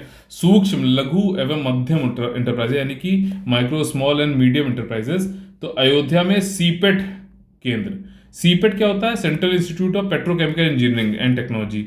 इसमें ट्रेनिंग और स्किलिंग कराई जाती है, और ये ऑलरेडी जो है लखनऊ और वाराणसी में है। अभी अयोध्या में सीपेट केंद्र का निर्माण किया जा रहा है। 35 करोड़ रुपया इसमें दिया गया है। विश्वकर्मा श्रम सम्मान योजना, इसमें जो है 75,000 कारीगरों को प्रशिक्षित यानी ट्रेनिंग देकर फिर इनको टूल किट उपलब्ध कराई जा रही है, ठीक है, जो लेबर्स हैं। और विश्वकर्मा श्रम सम्मान हेतु 112 करोड़ रुपए 50 लाख रुपए की व्यवस्था करी गई है। नए औद्योगिक आस्थानों, जो नई इंडस्ट्रियल लोकेशंस हैं, के विकास कार्यक्रम के अंतर्गत 4 जनपद प्रयागराज, प्रतापगढ़, अलीगढ़ और महोबा में औद्योगिक स्थान विकसित करने हेतु 50 करोड़ रुपए। अब ये नए जो औद्योगिक क्षेत्र कौन कौन से हैं भाई साहब? 4 जनपद कौन कौन से हैं? प्रयागराज, प्रतापगढ़, ये तो आपको याद हो गया होगा, राइमिंग में है। इसके अलावा अलीगढ़ है और महोबा है, महोबा बुंदेलखंड वाला। प्रयागराज, प्रतापगढ़, अलीगढ़ और महोबा, ठीक। इसके अलावा भूतत्व एवं खनिकर्म, ठीक। तो इसमें क्या है कि आपका जो ये मिनरल्स होते हैं या फिर ये सारी चीज़ें जो हैं, तो इनसे संबंधित जो उनकी माइनिंग करनी है, ठीक, तो उसको सारा चीज़ें जो है ऑनलाइन कर दिया गया। एप्लीकेशन जो भी आप डालोगे या आपको जो है जो भी चीज़ें सब कुछ ऑनलाइन हो गया, डिजिटलाइजेशन हो गया। ईज ऑफ डूइंग बिजनेस भी इससे बढ़ी है। खनन से जुड़ी सेवाएं यथा साधारण मिट्टी के खनन, परिवहन, बाढ़ हो गया, ठीक, जो भी खनिज निकलते हैं उनके निस्तारण, डिस्पोजल करना, ठीक है, ये सब लाइसेंस देना, ये सब कुछ भाई साहब अब ऑनलाइन हो गया है। ये चीज़ यहाँ पे बताई गई है। खादी एवं ग्राम उद्योग, ठीक है, खादी एवं ग्राम उद्योग, तो मुख्यमंत्री ग्राम उद्योग योजना, रोजगार योजना के अंतर्गत 2022-23 में 800 इकाइयों की स्थापना कराकर 16,000 लोगों को रोजगार उपलब्ध करने के लक्ष्य है, ठीक। तो ग्राम उद्योग जो रोजगार योजना है 2022-23 में 800 इकाइयां एंटिटीज बनाई जाएंगी, 16,000 लोगों को रोजगार दिया जाएगा। ये लक्ष्य है, टारगेट है, ठीक है। इसके अलावा पंडित दीनदयाल उपाध्याय खादी विपणन विकास सहायता योजना, तो दीनदयाल उपाध्याय खादी की मार्केटिंग डेवलपमेंट असिस्टेंस स्कीम, इसके लिए 15 करोड़ रुपए दिया गया है। अब जो ये पूरा 15 करोड़ दिया गया है, तो इसमें इन्होंने परसेंटेज भी डिसाइड कर दिया कि कहाँ पे क्या क्या चीज़ें आपको लगानी है। तो इसमें जो ये धनराशि है, इसका 34% आपको खादी के कामगारों के सीधे खाते में डालना है, वो भी ट्रांसपेरेंट तरीके से। वहीं जो है विपणन विकास हेतु, मार्केटिंग डेवलपमेंट के लिए 33% और एवं खादी संस्थानों को 33% धनराशि सहायता के रूप में दिए जाने हेतु प्रविधानित है, यानी प्रोविजन है, ठीक। इसी रेशियो में आपको देना है पैसा, ठीक। कामगारों को दो, ठीक, उनके खाते में पैसा, फिर उसके बाद मार्केटिंग डेवलपमेंट करो, और जो आपकी खादी संस्थाएं हैं उनको 33% दो, ठीक है। तो 15 करोड़ का ऐसे रहेगा, 5 करोड़ हो गया, जिससे खादी के उत्पादन में गुणोत्तर जो है वृद्धि हो, यानी कि क्वालिटेटिव ग्रोथ हो। हथकरघा एवं वस्त्र उद्योग, हथकरघा हो गया आपका जो है ये हैंडलूम और पावर लूम, ठीक है। तो आजमगढ़ के एरिया में आपने सुना होगा कि बहुत सारे बुनकर जो है जातियाँ वो रहती हैं। तो अनुसूचित जातियों के बुनकरों को स्वरोजगार हेतु जो है झलकारी बाई कोरी हथकरघा एवं पावर लूम विशेष घटक योजना, तो झलकारी बाई कोरी जो है ये हथकरघा से, हैंडलूम से संबंधित एक योजना है, और पावर लूम से संबंधित योजना है। 8 करोड़ रुपये दिया जाएगा। पावर लूम में सिंपल सी चीज़ है कि जो कपड़ा हम बनाते हैं वो इलेक्ट्रिसिटी के द्वारा जो है पूरा मैकेनाइज्ड है वहाँ पर। वहीं हथकरघा में क्या है कि हाथ से कपड़ा बनाया जा रहा है, टेक्सटाइल बनाया जा रहा है, और झलकारी बाई के नाम पर ये स्कीम आई है, ठीक। पावर लूम बुनकरों की रियायती दरों में विद्युत, अब उनका मेन खर्चा तो भाई साहब बिजली में हो जाता है, तो उसको जो है कुछ कम दरों में उनको विद्युत सप्लाई करेंगे, 250 करोड़ रुपये उसके लिए दिया गया। वही हथकरघा बुनकरों की परंपरागत ऊर्जा स्रोतों पर निर्भरता को समाप्त करते हुए सौर ऊर्जा दिया जाएगा। मतलब मान लीजिए वो जो भी ऊर्जा का स्रोत उनका रहता है हथकरघा बुनकरों को, तो उनको सोलर एनर्जी के थ्रू जो है के प्रयोग हेतु पावर लूम बुनकरों एवं हथकरघा बुनकरों को सोलर इन्वर्टर दिया जाएगा, मतलब सोलर का उपयोग करो, ये चीज़ है। मुख्यमंत्री बुनकर सौर योजना, ठीक है, आपका मुख्यमंत्री बुनकर सोलर एक स्कीम आई है, 10 करोड़ रुपया दिया जाएगा। आईटी एवं electronics, information technology and electronics के संबंध में अगर देखा जाए तो उत्तर प्रदेश सरकार के उच्च प्राथमिकता में आता है। वैसे हम आईटी और इलेक्ट्रॉनिक्स के क्षेत्र में बहुत ज़्यादा काम कर रहे हैं, हम काफ़ी इसको प्राथमिकता देते हैं, ऐसा इन्होंने बताया है। और क्षेत्र को एक हब के रूप में देखा जा रहा है। ठीक, अब देख लो कई सारी नोएडा वोएडा में देखो कई सारी कंपनियां आती जा रही है आईटी और इलेक्ट्रॉनिक क्षेत्र में। नोएडा में तो भाई साहब दुनिया की सबसे बड़ी सैमसंग की मोबाइल मैन्युफैक्चरिंग वो है। ठीक, नोएडा में आपका जो है इंडियन नेशनल हेरिटेज सेंटर खोला गया है। ठीक, नोएडा में आपका वीवी गिरी इंस्टीट्यूट है। ठीक है ना, तो आपको इस तरीके से इंटरलिंक करके भी याद हो रहना चाहिए चीज़ों को। ठीक है, करिए ये चीज़, नहीं तो मुझसे पूछिए, मैं आपको बताऊंगा कैसे करना है। उत्तर प्रदेश डाटा सेंटर नीति, डाटा सेंटर बनाया जा रहा है, 3 डाटा सेंटर बनाए जाने हैं, जिसमें से एक तो ग्रेटर नोएडा में बन रहा है, 2 का भी पता नहीं है। ठीक है, जहाँ मैंने थोड़ा नहीं पता चला, आप लोग को आपने ढूंढ लिया है या जब भी आप वीडियो देख रहे हैं तब आ चुका है तो बताइए कमेंट करके। ठीक, तो इसमें 250 मेगावाट का डेटा सेंटर उद्योग करना है और 20,000 करोड़ रुपए इसमें दिए जा रहे हैं। बेसिक शिक्षा 2021-22 में 1,32,912 परिषदीय प्राथमिक उच्च प्राथमिक कंपोजिट विद्यालयों में लगभग 1.66 करोड़ बच्चों का नामांकन कराया गया था। ठीक, ये पिछले साल का है। वही 2022-23 में जो है स्कूल चलो अभियान चलाया जा रहा है, जिसके अंतर्गत 2 करोड़ बच्चों को जो है नामांकन कराने का लक्ष्य है। ठीक है, 2 करोड़ को बेसिक शिक्षा में। समग्र शिक्षा अभियान में अगर आप देखो एसएसए में तो 18,670 करोड़ 72 लाख रुपए की व्यवस्था दी गई है। शैक्षिक सत्र 2021-22 में प्रदेश में परिषदीय प्राथमिक उच्च प्राथमिक ये सब जो स्कूल हैं इनमें कक्षा 1 से लेके 8 तक जो है अध्ययन छात्र छात्राओं के उपयोगार्थ निःशुल्क यूनिफॉर्म, मतलब 1 से 8 तक के बच्चों को जो है फ्री में यूनिफॉर्म दी जाती है, स्वेटर दिया जाता है, स्कूल बैग दिया जाता है, जूता मोजा दिया जाता है, और जो धनराशि इनको मतलब जो दी जाती है इसके लिए वो पीएफएमएस यानी कि public finance management system, DBT यानी कि डायरेक्ट बेनिफिट ट्रांसफर मॉड्यूल के अंतर्गत सीधे छात्र छात्राओं के माता पिता अभिभावकों के आधार कार्ड पर जो सीडेड बैंक हैं उसमें पैसा जाता है। ठीक, जिससे 1.57 करोड़ बच्चे लाभान्वित हुए हैं 2022-23 में। इसके लिए 370 करोड़ रुपए की व्यवस्था की गई है। ठीक, बहुत सारी चीजें हैं, लेकिन भैया याद तो करना पड़ेगा ना, एग्जाम में आना है ये। ठीक, तो प्राथमिक विद्यालयों में गरम पका पकाया भोजन।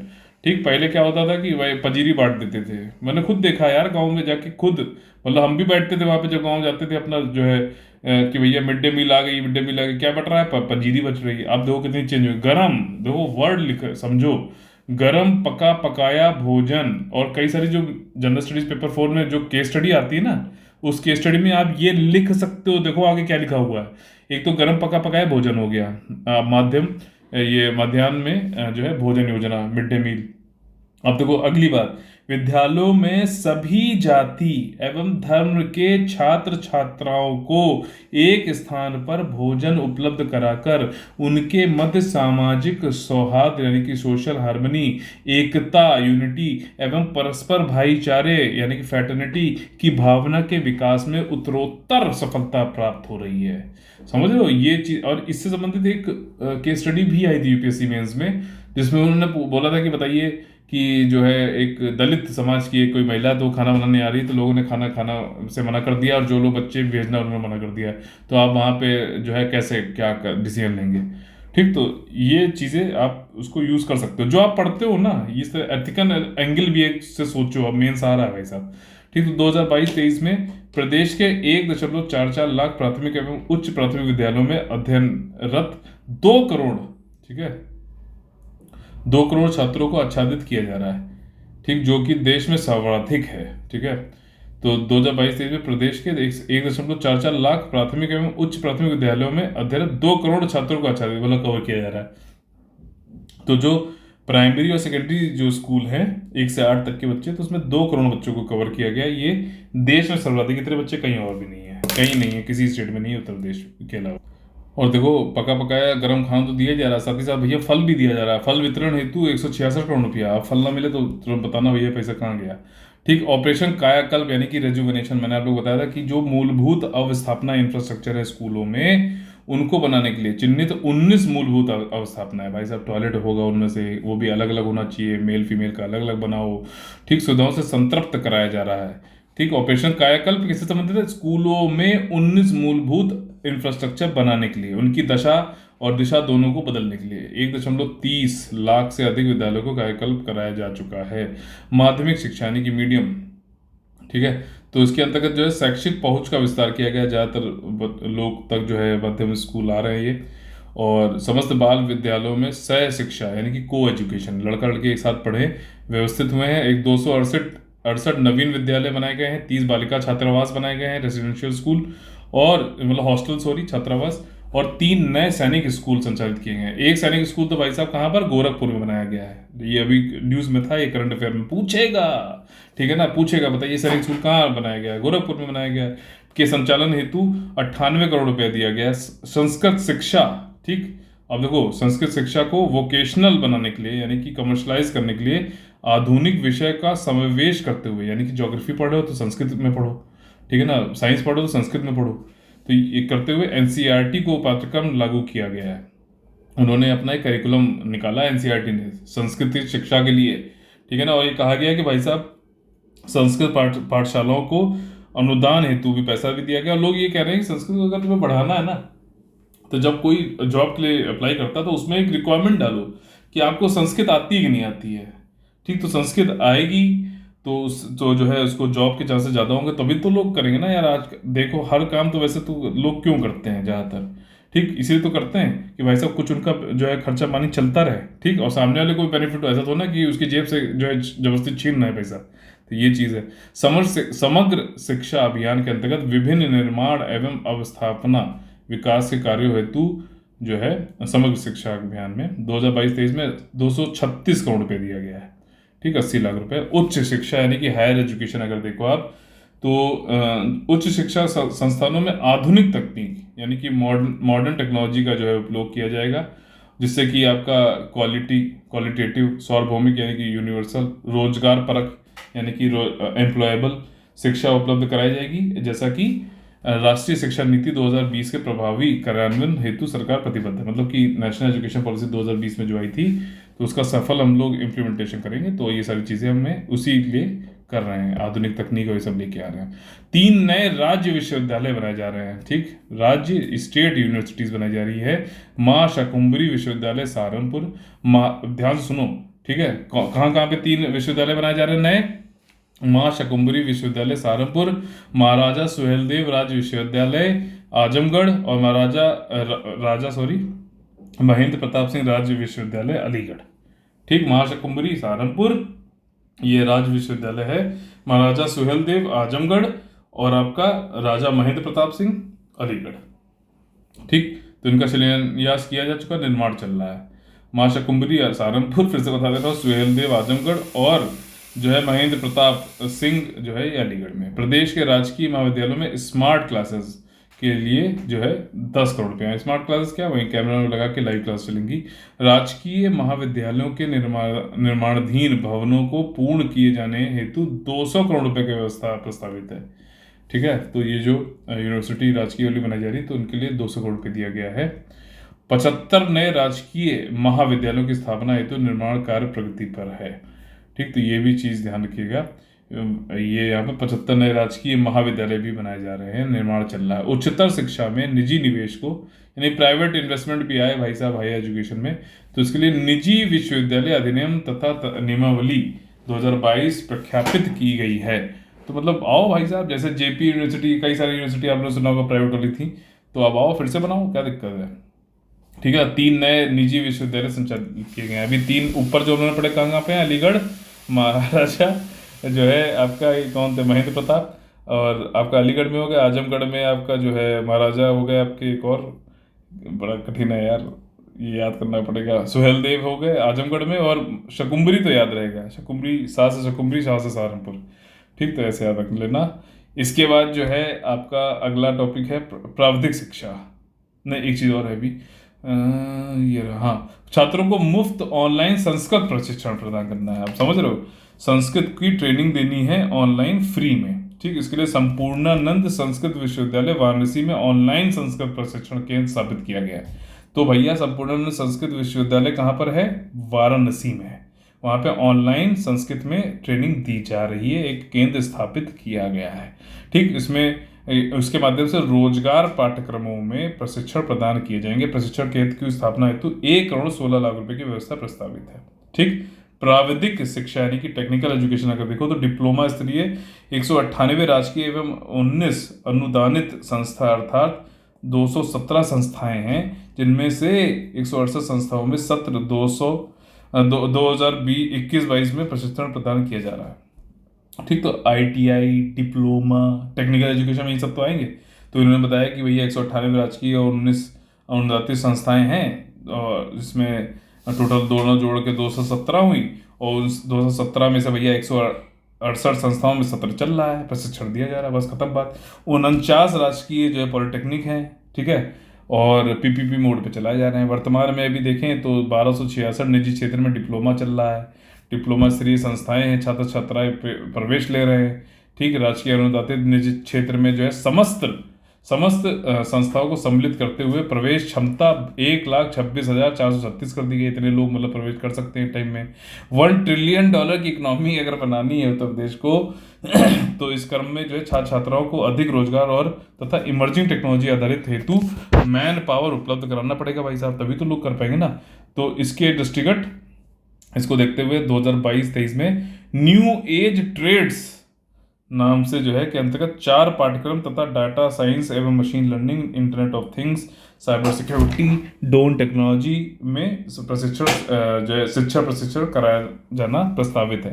न्यू एज ट्रेड्स, ठीक है, तो इसमें वही कृत्रिम बुद्धिमत्ता हो गया, इंटरनेट ऑफ थिंग्स हो गई, मशीन लर्निंग और डेटा साइंस हो गई। ठीक, तो 1 ट्रिलियन इकोनॉमी बनाने के लिए ये सारे काम हमें करने पड़ेंगे। ठीक है, व्यावसायिक शिक्षा एवं कौशल विकास, व्यावसायिक शिक्षा एवं कौशल यानी वोकेशनल एजुकेशन और स्किल डेवलपमेंट। तो 4 राजकीय औद्योगिक प्रशिक्षण संस्थानों को मॉडल ITI बनाया गया भाई साहब। विभिन्न जनपदों में नवीन राजकीय औद्योगिक प्रशिक्षण संस्थानों में 31 को PPP मॉडल पे लक्ष्य रखा गया है। ठीक, तो मतलब ये कैसे वोकेशनल ट्रेनिंग कैसे कराई जानी, तो इसमें प्राइवेट जो संस्थाएं उनको जोड़ो। ठीक है, ये कराया जा रहा है इसमें। और स्किल डेवलपमेंट के लिए उत्तर प्रदेश कौशल विकास मिशन द्वारा 2022-23 में 2 लाख युवाओं को पंजीकृत करते हुए प्रशिक्षण प्रदान करने का लक्ष्य है। यानी कि जो स्किल एजुकेशन है, कौशल विकास जो है करना है उत्तर प्रदेश में, तो 2 लाख युवाओं को हम रजिस्टर करेंगे और फिर उनको ट्रेनिंग देने का लक्ष्य है 2022-23 में। लक्ष्य याद रखो, लक्ष्य पूरा होगा सिलेक्शन लेने का भी। संस्कृति एवं धर्मार्थ कार्य, वाराणसी, गोरखपुर, शाहजहांपुर, सुल्तानपुर में प्रधानमंत्री जी द्वारा विभिन्न योजनाओं के लोकार्पण एवं शिलान्यास कार्यक्रमों में सांस्कृतिक प्रस्तुतियां जो है की गई, जिनमें लगभग 2000 लोक कलाकार को रोजगार प्राप्त हुआ। वाराणसी, ये सब जो है रिलीजियस वो एरिया है, गोरखपुर, शाहजहांपुर, सुल्तानपुर। ठीक, यहाँ पे मतलब इन्होंने जो है कई जगह सांस्कृतिक जो है कल्चरल वो करी, तो लोक कलाकार जो है आपके उनको मतलब रोजगार प्राप्त हुआ है। महर्षि वाल्मीकि जयंती, ठीक है ना, समस्त जनपदों के मंदिरों में वाल्मीकि रामायण पाठ हुए, भजन गायन हुए, 1000 कलाकारों ने प्रतिभाग किया। ठीक, वाराणसी में संत रविदास संग्रहालय एवं जो है सांस्कृतिक केंद्र बनाया जा रहा है। रविदास संग्रहालय यानी संग्रहालय मतलब म्यूजियम, संत रविदास म्यूजियम कहाँ बनाया जा रहा है? वाराणसी में बनाया जा रहा है। 25 करोड़ रुपया दिया गया। वहीं संत कबीर म्यूजियम जो है 25 करोड़ का, वो भी प्रस्तावित है। लोकेशंस में नहीं बताइए क्या वाराणसी में ही है क्या? जनजातीय संग्रहालय यानी कि ट्राइबल म्यूजियम भी जो है 60 करोड़ रुपए इसके लिए दिया गया है। और म्यूजियम की स्थापना करना, फाउंडेशन उसका जो है निर्माण करना, मैन्युफैक्चर उसको करना, ठीक है, विस्तार करना, एक्सटेंड करना, उन्नयन करना, ठीक है, तो इन सब के लिए 20 करोड़ रुपया दिया गया है। ठीक, राम जन्मभूमि मंदिर अयोध्या धाम तक पहुंच मार्ग के निर्माण के लिए 300 करोड़ रुपया। राम जन्मभूमि मंदिर अयोध्या में जो है वहां तक पहुंचने के लिए मार्ग भी तो चाहिए, तो 300 करोड़ रुपये दिया गया है। जन सुविधाओं, अयोध्या में जन सुविधाओं के विकास तथा पार्किंग के निर्माण हेतु 209 करोड़ 70 लाख रुपए दिया गया है। वाराणसी में निर्मल गंगा तट, वाराणसी में निर्मल गंगा तट से काशी विश्वनाथ धाम तक के पहुंच मार्ग के विस्तारीकरण हेतु 77 करोड़ रुपया।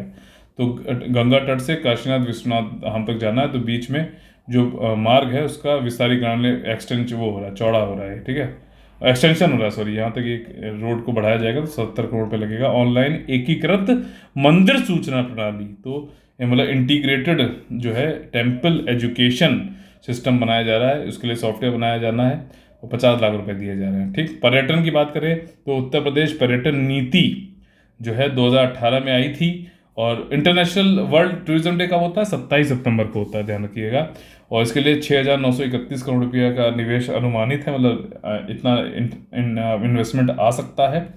पर्यटन इकाइयों की स्थापना हेतु 184 प्रस्तावों को पंजीकृत किया गया है।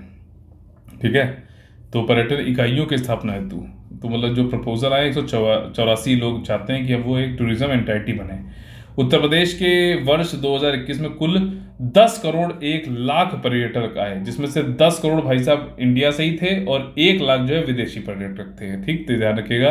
प्रतिवर्ष 2021 प्रतिवर्ष की भांति 2021 में भी अयोध्या में दीपोत्सव हुआ और उसमें भाई साहब राम की पौड़ी पर 9,41,551 दीप जलाकर गिनीज वर्ल्ड रिकॉर्ड बनाया गया। ठीक, अयोध्या में दीपोत्सव में 9,41,551 गिनीज वर्ल्ड रिकॉर्ड। वाराणसी में देव दीपावली, महाशिवरात्रि, बैलून फेस्टिवल, बरसाना में बरसाना क्या आपका ये मथुरा वाला भव्य रंगोत्सव, लखनऊ में रेजिडेंसी में आज़ादी का अमृत महोत्सव पर ड्रोन एवं लेजर शो हुआ। ठीक है, तो ये सारी चीजें भी ध्यान रखिएगा। उत्तर प्रदेश विंध्य धर्म तीर्थ विकास परिषद, अब देखो ये तीर्थ की पिलग्रिमेज की बात होने लगी, तो विंध्य धर्म विंध्या का जो एरिया है अपना बुंदेलखंड वाला, तो वहाँ के लिए 3 करोड़ रुपया। ठीक, एक परिषद बनाई गई, काउंसिल बनाई गई। वहीं चित्रकूट धाम के लिए जो है आपका तीर्थ विकास हेतु 3 करोड़ 3.5 करोड़ रुपए इसके लिए भी दिया गया है। मुख्यमंत्री पर्यटन स्थलों का विकास के लिए 250 करोड़ रुपए दिया गया है। वाराणसी में पर्यटन सुविधाओं के विकास एवं सौंदर्यीकरण ब्यूटिफिकेशन के लिए जो है 100 करोड़ रुपए दिया गया है। अयोध्या में पर्यटन सुविधाओं के विकास, अयोध्या की बात हो रही है अब, वहाँ पे भी पर्यटन की सुविधाएं बढ़ाई जाए, टूरिज्म बढ़ाया जाए, तो 100 करोड़ रुपए यहाँ पे भी दिया गया है। वन एवं पर्यावरण, अब देखो यहाँ पर इन्होंने बताया है फैक्ट कि जो उत्तर प्रदेश में वनावरण है यानी कि फॉरेस्ट कवर है एवं जो वर्ण है यानी टी कवर है, दोनों को मिला के अगर देखोगे तो उत्तर प्रदेश के पूरे भौगोलिक क्षेत्र का 9.23% आता है। लेकिन सिर्फ अगर फॉरेस्ट कवर की बात करोगे तो 6.15% होगा। तो यूपी का भी फॉरेस्ट सर्वे का जो है पूरा वीडियो आज मैं आप लोग को दे दूंगा, आज या कल में मिल जाएगा वाला भी। ठीक, डोंट टेक टेंशन, सब कुछ जो है आपके लिए वन स्टॉप डेस्टिनेशन है, यूपी के लिए भी कलेक्टिव स्टडी फॉर सक्सेस। ठीक, तो यहाँ पर देखिए फॉरेस्ट कवर ट्री कवर दोनों जोड़ दे तो 9.23 है। ठीक, लेकिन सिर्फ फॉरेस्ट कवर पूछे तो 6.15 है, ये ध्यान रखना। 14,818 स्क्वायर किलोमीटर कुछ है। ठीक, आज ही पढ़ा था इसलिए याद है, बार बार रिवाइज से मुझे खुद भी करना पड़ता है। तो 2030 तक 15% किए जाने का लक्ष्य है। 2030 तक फॉरेस्ट एंड ट्री कवर को मिलाकर 15% करने की मतलब इनका लक्ष्य टारगेट है, अभी 9.23 है। वर्षाकाल 2022 में वृक्षारोपण 35 करोड़ जो है नए पौधे लगाए जाने की बात इसमें करी गई है। आज़ादी के अमृत महोत्सव के उपलक्ष्य में अन्नपूर्णा वन नगर वन, ठीक है, अन्नपूर्णा वन, नगर वन, अमृत वन तथा गंगा किनारे वनीकरण योजना के अंतर्गत स्थल चयन व वृक्षारोपण किया जाएगा, जिससे पर्यावरण संतुलित होगा। ठीक, बहुत सारे वन मतलब फॉरेस्ट बनाए जा रहे हैं, अमृत वन हो गया, गंगा किनारे वनीकरण हो गया, अन्नपूर्णा वन, नगर वन। ठीक, तो इससे क्या होगा कि वैसे पर्यावरण में कार्बन का सिक्वेस्ट्रेशन होगा, एब्जॉर्प्शन होगा, कार्बन का अवशोषण जो है यानी कि एब्जॉर्प्शन बढ़ेगा। ठीक है, तो ये चीज़ें जो है जलवायु को अनुकूल भी बनाएंगे। ठीक, ये चीज़ हो गई। प्रदेश की जनता के पेड़ पौधे, पशु पक्षी, प्राकृतिक संसाधनों को देखते हुए इको टूरिज्म चलाया जा रहा है। इको टूरिज्म क्या होता है कि टूरिज्म जो है ऐसा करो जो कि आपका वन्य जीव, जैसे करतनिया घाट में है, दुधवा में है इको टूरिज्म जो बनाया गया है, तो वहाँ पे जाके जो है जंगल सफारी होती है, काफ़ी अच्छा सिस्टम बना दिया, बहुत ही बढ़िया कर दिया है। ठीक है, पीलीभीत में आप जा सकते हो, वहाँ पर भी है इको टूरिज्म। उसकी पूरी एक वेबसाइट भी बहुत अच्छी बनाई है इन्होंने। 2022-23 में सारनाथ डियर पार्क, ठीक है ना, एक हिरण पार्क जो है सारनाथ का बनारस में, वन्य जीवों का प्रबंधन एवं पर्यटक सुविधाओं का विकास हेतु उत्तर प्रदेश राज्य में गैंडों एवं अन्य महत्वपूर्ण संकटापन्न जो है वन्य जीवों एवं प्राकृतवास का दीर्घकालीन एवं वृहद संरक्षण योजना। मतलब कुल मिला के ये है कि जो कोई भी ऐसे एनिमल हैं जो थोड़ा एंडेंजर्ड हो गए हैं, गैंडा है जैसे, ठीक, डियर पार्क तो बना ही रहे हम, तो इन सबके लिए जो है राज्य आर्द्र भूमि संरक्षण प्रोटेक्शन, तो जो ये प्रोटेक्टेड एरियाज़ हैं, वेटलैंड्स हैं, आपके वाइल्ड लाइफ सेंचुरी, वन्य जीव अभयारण्य हैं, तो इन सबको जो है कुछ ना कुछ इनके लिए जो है काम करना है, तो उसके लिए भी पैसे जो है बजट में दिए गए हैं, 3,77 करोड़ रुपए। शहीद अशफाकुल्ला खां प्राणी उद्यान गोरखपुर सोसाइटी हेतु कॉर्पस फंड, ठीक है ना। तो ये एक गोरखपुर में सोसाइटी बनाई गई है, शहीद अशफाकुल्ला खां प्राणी उद्यान, ठीक। तो इसके लिए एक कॉर्पस फंड बनाया गया है, 50 करोड़ रुपए की जो है इसमें दिए जाएंगे। और गोरखपुर का है, ये ध्यान रखना। प्रदेश में 12 प्रमुख नदियों का 141 बिंदुओं पर सघन यानी कि इंटेंसिव मॉनिटरिंग की जाएगी तथा 319 नालों का नियमित अनुश्रवण मॉनिटरिंग की जाए। मतलब ये इसमें क्या है कि नदियों से ज़्यादातर जो है डोमेस्टिकली, ठीक, और इंडस्ट्री वाले जो है गंदा पानी उसमें डाल देते हैं बिना किसी ट्रीटमेंट के। तो यहाँ पे मॉनिटरिंग करनी पड़ेगी हमें, और उसका जो है लगातार जो है देखेंगे कि कोई प्रदूषित उत्प्रवाह यानी कि एफ्लुएंट तो नहीं डाल रहा है। इसके अंतर्गत 111 सीवेज उत्प्रवाह संयंत्र यानी कि वही सीवेज ट्रीटमेंट प्लांट, और आपका 7 संयुक्त उत्प्रवाह, ठीक है, शुद्धिकरण, और ये सारी चीज़ें कराई जाएंगी ताकि ये गंदा पानी जो है ना डाला जाए रिवर्स में, ठीक है। पिछड़ा वर्ग का कल्याण, तो देखो 2021-22 में दशमोत्तर छात्रवृत्ति योजना यानी कि पोस्ट 10 क्लास के जो 10वीं क्लास जिन्होंने पास कर ली तो उनको स्कॉलरशिप दी जाएगी, ठीक है। 2021-22 में हमने 13,77,213 छात्रों को दी गई थी इस तरीके की शुल्क या फिर स्कॉलरशिप। 2022 में हम इसके लिए 1672 करोड़ रुपया देने की बात कर रहे हैं। अल्पसंख्यक कल्याण यानी कि माइनॉरिटीज वेलफेयर, तो इसमें जो है अल्पसंख्यक समुदाय के छात्रों के लिए पूर्व दशम यानी 10वीं से पहले के लिए जो है स्कॉलरशिप दिया जाएगा। 2022 में 600 करोड़ रुपया इसके लिए दिया गया है। दशमोत्तर यानी कि 10वीं के बाद जो है स्कॉलरशिप दिया जाएगा, उसके लिए 195 करोड़ 50 लाख रुपए दिए गए हैं। अरबी फारसी मदरसों के आधुनिकरण यानी कि जो अरबी फारसी मदरसे हैं उनका मॉडर्नाइजेशन होना है, 479 करोड़ 7 लाख रुपए, ठीक है। काफ़ी ज़्यादा पैसा है, कोई इसमें कम नहीं है, ठीक। अल्पसंख्यक बाहुल्य क्षेत्र जो माइनॉरिटी में जो है ज़्यादा जहाँ पे माइनॉरिटीज़ रहती हैं तो वहाँ पे अस्थापना विकास करना है, शिक्षा तथा पेयजल की योजनाएं, मतलब सब कुछ देना है। हम अल्पसंख्यक को छोड़ के नहीं चलते हैं, जोड़ के चलते हैं।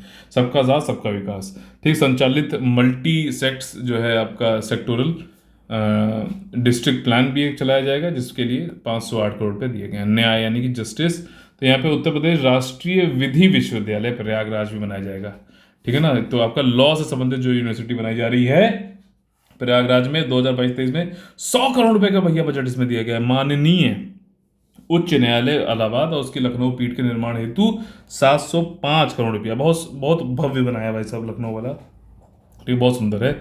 अधीनस्थ न्यायालयों के आवासीय एवं अनावासीय जो सबऑर्डिनेट जो आपके कोर्ट्स हैं तो उनके लिए जो है हाउसिंग बनाना या फिर अनावासीय जो भवन है तो उनके लिए भी पैसा भाई साहब 600 करोड़ रुपये दिया गया है। प्रदेश के अधीनस्थ न्यायालयों की सुरक्षा व्यवस्था हेतु, ठीक है ना, प्रदेश के अधीनस्थ न्यायालय जो सबऑर्डिनेट कोर्ट्स हैं तो उसमें सुरक्षा उक्षा भैया बनी रहे। ऐसा नहीं कि कोई भी उनको वो पता चला जज जो है अपना कोई डिसीजन देखने के लिए बाहर निकल के उनको पीट दिया गया, तो ऐसा ना हो। तो उसके लिए सीसीटीवी कैमरा और 50 करोड़ रुपया इसके लिए दिया गया। सीसीटीवी कैमरा, सुरक्षा उपकरण ये सब दिए जाएंगे। उत्तर प्रदेश अधिवक्ता कल्याण निधि, ठीक है, तो यानी कि एडवोकेट वेलफेयर निधि में भी जो है जो 30 साल से ज़्यादा जो अधिवक्ता जो एडवोकेट पंजीकृत हैं 30 साल से ज़्यादा, मतलब 30 साल से वकालत कर रहे हैं, तो उनको भाई साहब जो है 1.50 यानी 1.5 लाख रुपए दी जाती है कल्याण निधि, और जिसे बढ़ाकर अब 5 लाख रुपए कर दिया गया है, ठीक। अधिवक्ता कल्याण निधि हेतु न्यासी समिति यानी कि आपका ट्रस्ट जो है कमेटी भी बनाई गई है, और अंतरण के लिए ट्रांसफर के लिए 90 करोड़ रुपए की व्यवस्था प्रस्तावित है, ठीक। तो ये ध्यान रखना। ऊपर भी हम लोगों ने पढ़ा था कि जो नए एडवोकेट हैं उनको लिए 3 लाख रुपए को दिए जाएंगे, 3 साल के लिए जो है उनको कॉपी किताबें खरीदने के लिए दिया जाएगा पैसा, ठीक। तो एडवोकेट्स का भी ध्यान रखा जा रहा है। उत्तर प्रदेश के अधिवक्ताओं की सुरक्षा की सुविधा हेतु विभिन्न जनपदों में अधिवक्ता चैम्बर्स की स्थापना की जाएगी, ठीक। तो जो एडवोकेट हैं उनको सुविधा उधर है तो अलग अलग जनपदों में अधिवक्ता चैम्बर बनाए जाएंगे, ठीक है। और कतिपय जनपदों में यानी इसके अतिरिक्त कुछ सर्टन जो है जनपदों में अधिवक्ता चैम्बर के निर्माण हेतु स्थापना सुविधाओं के विकास हेतु 20 करोड़ रुपया यहाँ पर भी दिया जाएगा। खाद्य एवं रसद, ठीक। तो अंत्योदय एवं पात्र गृहस्थी कार्ड होल्डर्स जो हैं उनको निःशुल्क खाद्यान्न दिया जा रहा है। तो आप लोगों ने पढ़ा, अंत्योदय मैंने बताया भी था कल आप लोगों को कि क्या है भाई साहब, पूरेस्ट ऑफ द पुअर। इन लोगों को क्या है 35 किलो जो है अनाज मिलता है जो है फ्री ऑफ कॉस्ट हर महीने, ठीक, तो वो लोग हो गए, या फिर जो भी एलिजिबल हैं हाउस होल्ड कार्ड होल्डर्स, तो उनको निःशुल्क यानी फ्री में खाद्यान्न फूड ग्रेन्स मिलता है।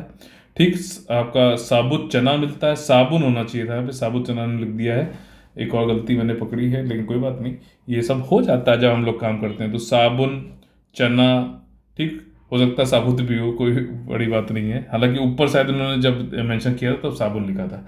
रिफाइंड सोयाबीन ऑयल हो गया, तथा आयोडाइज्ड नमक हो गया, एवं प्रधानमंत्री उज्ज्वला योजना। ठीक, तो देखो यहाँ तो ये सब कुछ फ्री मिल रहा है। इसके अलावा प्रधानमंत्री उज्ज्वला योजना के अंतर्गत भी 2 निःशुल्क एलपीजी सिलेंडर रिफिल वितरण हेतु, ठीक है ना। तो प्रधानमंत्री उज्ज्वला योजना में भाई साहब क्या होता है, फ्री जो है कनेक्शन मिलता है विमन को नाम पर, जो भी गरीब महिला है, ठीक है। लेकिन कनेक्शन होने के बाद भैया उसमें सिलेंडर लगाओगे तो खाना कैसे पकेगा, तो वो 2 निःशुल्क भाई साहब हम लोग एलपीजी सिलेंडर दे रहे हैं। ठीक है, तो उज्ज्वला योजना तो भाई साहब ये गैस सिलेंडर संबंधित है, और इस गैस सिलेंडर से रिलेटेड ऐसा नहीं कि जो है गैस सिलेंडर पहुंचाया जाता है या फिर कनेक्शन, वहाँ उसके लिए पैसा दिए जाते थे ना, वो पैसे आते थे आपके पहल स्कीम के अंतर्गत, डायरेक्ट बेनिफिट ट्रांसफर। ठीक, तो दोनों में डिफरेंस है, कई लोग उज्ज्वला और पहल में कंफ्यूज होते हैं। महिला एवं बाल विकास, तो मुख्यमंत्री कन्या सुमंगला योजना, तो मतलब जो भी कन्या है उसके पढ़ाई से लेके विवाह तक क्या एक पूरा जीवन चक्र है, जिसमें उसको अलग अलग टाइम पे एक एक चीज पूरी करने पर उसको पैसे दिए जाते हैं। तो उसी में के अंतर्गत जो है पात्र बालिकाएं जो हैं उनको 6 विभिन्न श्रेणियों में 15,000 रुपये की सहायता पब्लिक फंड मैनेजमेंट सिस्टम के माध्यम से प्रदान की जा रही है। ठीक है, तो ये उत्तर प्रदेश की स्कीम है कन्या सुमंगला योजना। ठीक, अलग अलग उनके जीवन चक्र में दिए जाते हैं शादी तक। ठीक है, और 12,68,000 लाभार्थी को इस योजना में लाभान्वित किया गया है। 2022-23 के बजट में 1,200 करोड़ रुपए की व्यवस्था प्रस्तावित है। पुष्टाहार कार्यक्रम यानी कि आपका न्यूट्रिशन संबंधित है, तो इसके अंतर्गत समन्वित बाल विकास योजना, ठीक है, पोषाहार हेतु 1,675 करोड़ 29 लाख रुपए दिए जा रहे हैं सभी वर्गों के गरीब परिवार। ठीक, चाहे कोई भी वर्ग हो, ठीक है ना, वो गरीब है अगर परिवार, तो उनकी कन्याओं के लिए संचालित मुख्यमंत्री सामूहिक विवाह। देखो, विवाह एक ऐसी चीज होती है कि लोग जो है पूरी जिंदगी की भर की जो है सेविंग लगा देते हैं, और फिर गरीब होते हैं, फिर वो गरीब ही रहते हैं। ठीक, तो इसलिए क्या है, मुख्यमंत्री जी ने कहा कि हम सामूहिक विवाह करेंगे, जो एक दिखावटी और जो ऊपर से उल्टा सीधा जो खर्चा होता है बेफिजूल का, ठीक, मतलब होता है अगर आप लॉजिकली समझो तो वो नहीं होगा। और सामूहिक विवाह में क्या है कि साधारण तरीके से सबका विवाह संपन्न होगा। गरीब जो है तो उनका तो उनके लिए स्कीम चलाई जा रही है मुख्यमंत्री सामूहिक विवाह योजना।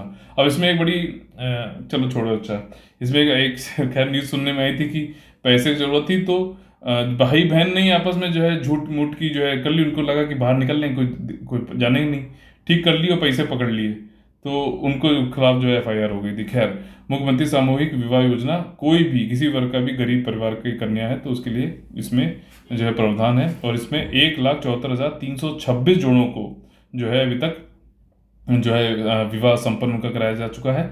इसके अलावा देखो, श्रमिक जो लेबर्स हैं उनकी कन्याओं के विवाह के लिए संचालित कन्या विवाह अनुदान योजना, ठीक है ना, लेबर्स के लिए कन्या विवाह अनुदान योजना, ठीक है ना, तो ये उनको सब्सिडी दी जाएगी, तो उसके लिए भी 94, उसमें भी लगभग 94,000 कन्याओं का विवाह संपन्न कराया गया है। बहुत बड़ी बात है यार। ठीक, महिलाओं और बालिकाओं के समग्र विकास के लिए हमारी सरकार प्रतिबद्ध है, और इसके लिए मिशन शक्ति को पूरे राज्य में व्यापक रूप से लागू किया गया है। हम इसके चौथे चरण में प्रवेश करने की, मिशन शक्ति आप लोगों को बताया था ना, एक मिशन शक्ति कैंपेन है, ऑपरेशन है मिशन शक्ति, और एक आपका मिशन शक्ति प्रोग्राम है, दोनों में डिफरेंस है, ध्यान रखना। ठीक, तो जो ये ऑपरेशन मिशन शक्ति है या फिर मिशन शक्ति जो कैंपेन है, उसमें तो क्या होता है कि जो भी ऑफेंडर्स हैं जिन्होंने महिलाओं से कुछ बदतमीजी की, तो उनके खिलाफ कोई ना कोई कार्रवाई करनी है त्वरित रूप से, तो वो मिशन शक्ति है। ठीक, और दूसरा जो मिशन शक्ति प्रोग्राम है वो मैंने आप लोग कल बताया था, कमेंट करके बताइएगा। ठीक है, परिवहन इस पार्ट 1 में है, वो उसके बारे में शुरुआत में ही बताया गया है। परिवहन, ठीक, ट्रांसपोर्ट के बारे में देखें तो सुरक्षित, सुलभ, सतत, मितव्ययी, फ्रेंडली होनी चाहिए, इको फ्रेंडली परिवहन हमें देनी है। टिकट विकट आसानी से मिल जाए, इंटरनेट पे मिल जाए तो और बढ़िया बात है, आरक्षण से मिल जाए तो और अच्छी चीज़ है। ये चीज़ें उन्होंने बताई यहाँ पर। और पिछले 5 सालों में रक्षाबंधन पर्व पे क्या है कि महिलाओं को फ्री में बसों में यात्रा कराई जाती है। 51.52 लाख महिलाओं यात्रियों को जो है निःशुल्क सुविधा जो है कराई गई पिछली बार। और अंतर्राज्यीय मार्गों पर ठीक है ना। जन सामान्य को सड़क यातायात का सुगम एवं समन्वित परिवहन सुविधा उपलब्ध कराए जाने हेतु राजस्थान, उत्तराखंड, मतलब हमने इन स्टेट से बात करी है ताकि हमारे जो लोग हैं यूपी के वहाँ जाएं, वहाँ के लोग जो हमारे यहाँ आए तो यातायात मतलब सुविधा रहे उनको, ठीक है। तो उनके लिए एक अलग से एक बना दो, कुछ एक फ्रिक्वेंटली वहाँ के लिए जो है कुछ बसें वसें चला दो, ठीक है। तो राजस्थान, उत्तराखंड, हरियाणा, हिमाचल प्रदेश, जम्मू कश्मीर, बिहार राज्य के पारस्परिक परिवहन के लिए काम किया जा रहा है। इसके अलावा भैया नेपाल जाना वो भी आसान है। कैसे? दिल्ली से आपका महेंद्र नगर, पोखरा, नेपालगंज के लिए अंतर्राष्ट्रीय बस सेवा भी चलती है, ठीक है। रुपैडिया वाली भी चलती है। अब कभी आप लोग बैठे हो कोई, मतलब कमेंट करके बताना, नेपाल जो जाती हैं बसेस उसमें कभी बैठे हो क्या? बताना क्या एक्सपीरियंस रहा था। बस स्टेशनों के आधुनिकरण, जो बस स्टेशन है उनका मॉडर्नाइजेशन करना है, तो उसके लिए 23 प्रमुख बस स्टेशन को जो है आलमबाग जो लखनऊ का है उसके आधार पर, उसी के तर्ज पे पीपीपी मोड पर जो है विकसित किया जाएगा। 23 प्रमुख बस स्टेशन को लखनऊ में। आलमबाग बहुत अच्छा स्टेशन हो गया, पहले बड़ा अजीब सा था, अब बहुत अच्छा हो गया है। बहुत बसेस पकड़ी हैं भैया वहाँ की, बहुत बसेस पकड़ी हैं। तो राजस्व जो है आपका, रेवेन्यू अगर बात करी जाए, आप देखो यहाँ पर वो चीज़ें आ गई हैं, एक्सपेंडिचर कितना है, रेवेन्यू कितना है। तो राज्य आपदा मोचक निधि, ठीक है ना, तो डिजास्टर से संबंधित है ये, तो 2165 करोड़ 60 लाख रुपए दिए गए हैं। स्टेट डिजास्टर मिटिगेशन फंड, ठीक, डिजास्टर जो है वो हो ना पाए उसके लिए मिटिगेट करने के लिए जो है 541 करोड़ रुपए है। 21-22 में बाढ़ एवं अतिवृष्टि, अतिवृष्टि क्या होता है? बहुत ज़्यादा रेनफॉल, ठीक है। बाढ़ मतलब फ्लड। अनावृष्टि क्या होता है भाई साहब? कम रेनफॉल, ठीक है। तो यहाँ पे अतिवृष्टि की बात हो रही तभी फ्लड आएगा। तो उसमें फसल की क्षति हुई है, तो 14.98 लाख कृषकों को 526 करोड़ रुपया जो है कृषि निवेश अनुदान प्रदान किया गया, ठीक। प्रदेश सरकार विकसित पूर्व चेतावनी तंत्र, पूरे देश में इस प्रकार का एक अभिनव मॉडल है। मतलब उत्तर प्रदेश में एक ऐसा जो है पूर्व, मतलब वेदर फोरकास्ट जो है पहले से दे दिया जाता है, मतलब वार्निंग जो है पहले से दी जाती है कि भैया हीट वेव आने वाली है, फ्लड आने वाला है, सावधान हो जाओ। तो इस तरीके का एक अभिनव मॉडल बनाया है उत्तर प्रदेश में, जो कि पूरे देश में पहली बार ऐसा हो रहा है। उसमें होता क्या है, सिंपल कि वेबसाइट है, वेबसाइट पे अपलोडेड मौसम और चेतावनियाँ जो है और उस पर आप रजिस्टर करते हो तो आपको तुरंत एसएमएस के थ्रू, आईवीआरएस के थ्रू जो है कॉल्स और पोर्टल के जरिए आपको मैसेज पहुंच जाता है, वार्निंग पहुंच जाती है। तो 1.25 करोड़ जनता को रियल टाइम में जो है इसमें जानकारी पहुंच जाती है कि वो अपना बचाव कर सकें। बाकी सरकार तो है ही है। प्रथम बार सरकार की आपदा राहत योजनाओं को आम जनमानस के बीच सुगमता से पहुंचाने के लिए तथा आपदा से होने वाली क्षति को दर्ज कराने हेतु ऑनलाइन प्लेटफॉर्म दिया गया है। तो आपदा प्रहरी एक एम बनाया गया है, ठीक। जो लोग परेशान हो गए हैं या होने वाले हैं या फिर हो सकते हैं, तो उन सब के लिए ये। अब देखो इसमें वो चीज़ें हो गई, राजकोषीय सेवाएं, ठीक है ना। तो फिस्कल सर्विसेज देख लेते हैं। तो राज्य वस्तु एवं सेवा कर तथा मूल्य संवर्धित कर, तो ये क्या है भाई साहब? ये स्टेट का जीएसटी है तथा वैल्यू एडिशन टैक्स है। तो ये दोनों को मिलाकर अगर देखा जाए तो लक्ष्य क्या रखा गया? 1,24,477 करोड़ रुपए निर्धारित किया गया है, ठीक। ये जीएसटी का लक्ष्य हमारा 1,24,00,000 करोड़ रुपया, 24,470। आबकारी यानी कि दारू, तो इसके लिए जो रेवेन्यू कलेक्ट करना है उसका लक्ष्य क्या रखा गया है? 49,152 करोड़ रुपया, ठीक। स्टाम्प एवं पंजीकरण के थ्रू 29,692 करोड़ रुपया। वाहन कर यानी कि transport tax, sorry vehicle tax के जरिए 10,887 करोड़ रुपया। वित्तीय वर्ष के बजट अनुमान 2022-23 के आधार पर प्रस्तुत बजट का आकार कितना? भैया आकार कितना बड़ा बजट था, ये क्वेश्चन तो भाई साहब डेसिमल में भी पूछ सकता है वो। तो 6,15,518.97 करोड़ रुपया, 6,15,518.97 करोड़ रुपया जो है पूरे बजट का जो है आकार था। और बजट में 39,181.10 करोड़ रुपए की नई योजनाएं सम्मिलित हैं। मतलब 40,000 करोड़ रुपए तो करीबन हम नई योजनाओं पे लगा रहे हैं। प्राप्तियां, ठीक है ना, जो रेवेन्यू आएगा, तो कुल प्राप्तियां जो है वो कितना है? 5,90,951.71। अब इसमें देखो एक चीज़ यहाँ पे समझ गए होगे आप कि रेवेन्यू हमें मिल रहा है वो क्या है? वो है आपका 5,90,951.71। लेकिन जो पूरा बजट है वो कितना, मतलब खर्चा हम कितना कर रहे हैं? 6,15,518.97। तो क्या है? डेफिसिट होने वाला है, और इस डेफिसिट को हम क्या बोलते हैं? बजट डेफिसिट बोलते हैं, ठीक। और जो फिजिकल डेफिसिट होता है, राजकोषीय घाटा होता है, वो क्या होता है, जितनी गवर्नमेंट हमारी बोरोइंग कर रही है उसको उसमें दर्शाया जाता है। तो मेरे ख्याल से ये वाली इकोनॉमी की जो बेसिक पोर्शन है वो तो आपको आता ही होगा थोड़ा थोड़ा, ठीक है। उसको और मजबूत कर लीजिए, नहीं तो पूछ लीजिएगा मुझसे। कुल प्राप्तियां जो हैं, ठीक है, उसमें से जो राजस्व प्राप्तियां हैं यानी कि रेवेन्यू, रेवेन्यू जो रिसिप्ट है, तो रेवेन्यू रिसिप्ट क्या होता है, कैपिटल रिसिप्ट क्या होता है। रेवेन्यू रिसिप्ट ये होता है कि जो छुटपुट चीज़ों से जो हमें जो रेवेन्यू आ रहा है, ठीक है, जो प्राप्त हो रहा है, उसमें जो है टैक्सेबल इनकम भी हो सकती है, नॉन टैक्सेबल इनकम भी हो सकती है, डे टू डे जो हमें पैसा मिल रहा है, ठीक। ट्रैफिक पुलिस वाला जो है किसी का जो है चालान कर रहा है, तो वो पैसा क्या है, वो नॉन टैक्सेबल इनकम में है और वो रेवेन्यू रिसिप्ट में आएगा, राजस्व प्राप्तियों में आएगा। वहीं कैपिटल रिसिप्ट क्या होता है, जो लॉन्ग टर्म होता है, एक मुश्त होता है, एक बार मिलने वाला है, तो वो सब जो है आपका पूंजीगत प्राप्तियों में आता है। तो जो राजस्व प्राप्तियां हैं उसमें 4,99,212 है, तो और पूंजीगत प्राप्तियां सिर्फ 91,739। तो राजस्व प्राप्तियां ज्यादा हैं, ध्यान रखना प्लीज, ठीक है। तो राजस्व प्राप्तियों में कर राजस्व अगर पूछा जाए, तो अगर ये जो रिवेन्यू रिसिप्ट था ये तो पूरा ऐसे है, इसमें आपका जो है जो रिसिप्ट्स हैं उसमें दो पार्ट हैं, रेवेन्यू रिसिप्ट और कैपिटल रिसिप्ट। रेवेन्यू रिसिप्ट में भी टैक्स वाली रिसिप्ट है, ठीक, और दूसरा है नॉन टैक्स। तो टैक्स वाले में जो है हमारा ये टोटल रेवेन्यू रिसिप्ट कितने की थी आपकी, 4,99,000, ठीक। इसमें से 3,67,153 करोड़ रुपए जो है ये टैक्सेबल इनकम से आ रहा है, रेवेन्यू से आ रहा है, ठीक। और इसमें स्वयं या फिर कर राजस्व जो है आपका 2,20,20,000 करोड़ रुपए है, तथा केंद्रीय करों में राज्य का अंश 1,46,498 करोड़ रुपया है। तो ये बात समझ में आ गई। जो रेवेन्यू रिसिप्ट है 4,99,000 करोड़ का, उसमें जो टैक्सेबल इनकम है उसमें से स्टेट का खुद का जो है रेवेन्यू कितना मिलेगा उनको, 2,20,000, और वहीं अगर इस सेंटर का देखें तो 1,46,000 करोड़ रुपया होगा, ठीक है। तो ये चीज़ ध्यान रखिएगा। व्यय यानी कि एक्सपेंडिचर देखा जाए, खर्चा स्पेंडिंग, तो ये कितनी हो रही है भाई साहब, 6,15,518। तभी तो मैंने बोला ना डेफिसिट है, राजस्व रेवेन्यू कम आ रहा है लेकिन खर्चा ज़्यादा हो रहा है, ठीक। तो कुल व्यय में जो है 4,56,89.06 करोड़ रुपया जो है राजस्व लेखे का व्यय है। राजस्व लेखे का व्यय समझते हो, यानी कि रेवेन्यू अकाउंट का है, ठीक। वहीं जो है 91,000 जो है इस करीबन कुछ वो पूंजी लेखे का है, यानी कि पब्लिक कैपिटल अकाउंट का है।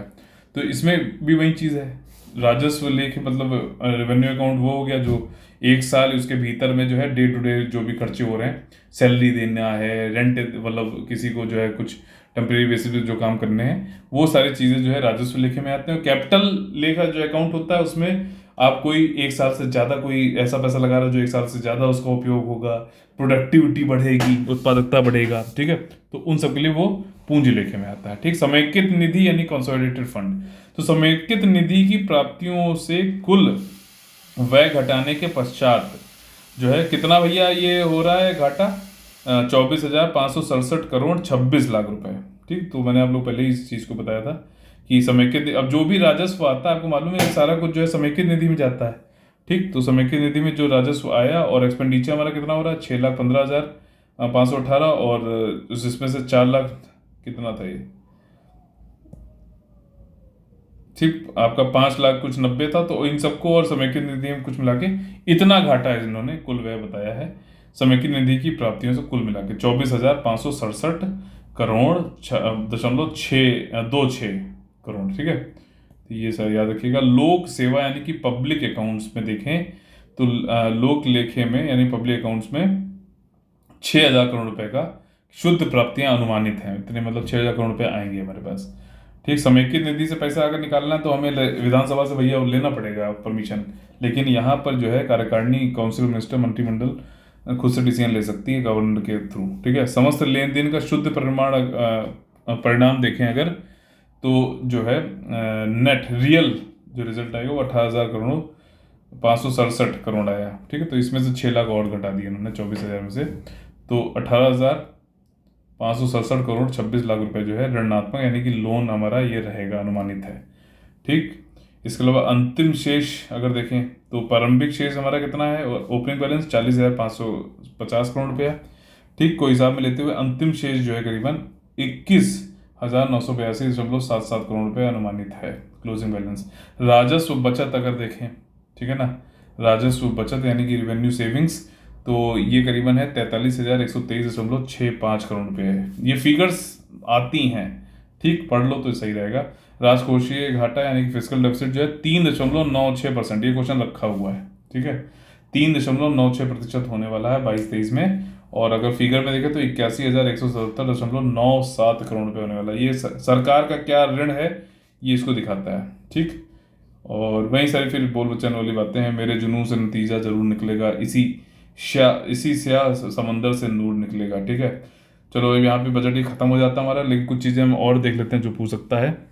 हमारा कौन सा जो है साल ये चल रहा है, शाका, जो हमारा नेशनल कैलेंडर, हम किसको मानते हैं, शाका कैलेंडर को, और उसमें से 1944 चल रहा है 2024 अगर देखो तो, ठीक। तो 1944 अगर ये पढ़ा हुआ तो डायरेक्टली कोई आपको 76 घटाना उठाना वो सब नहीं करना पड़ेगा, ठीक। 1944 याद रखना।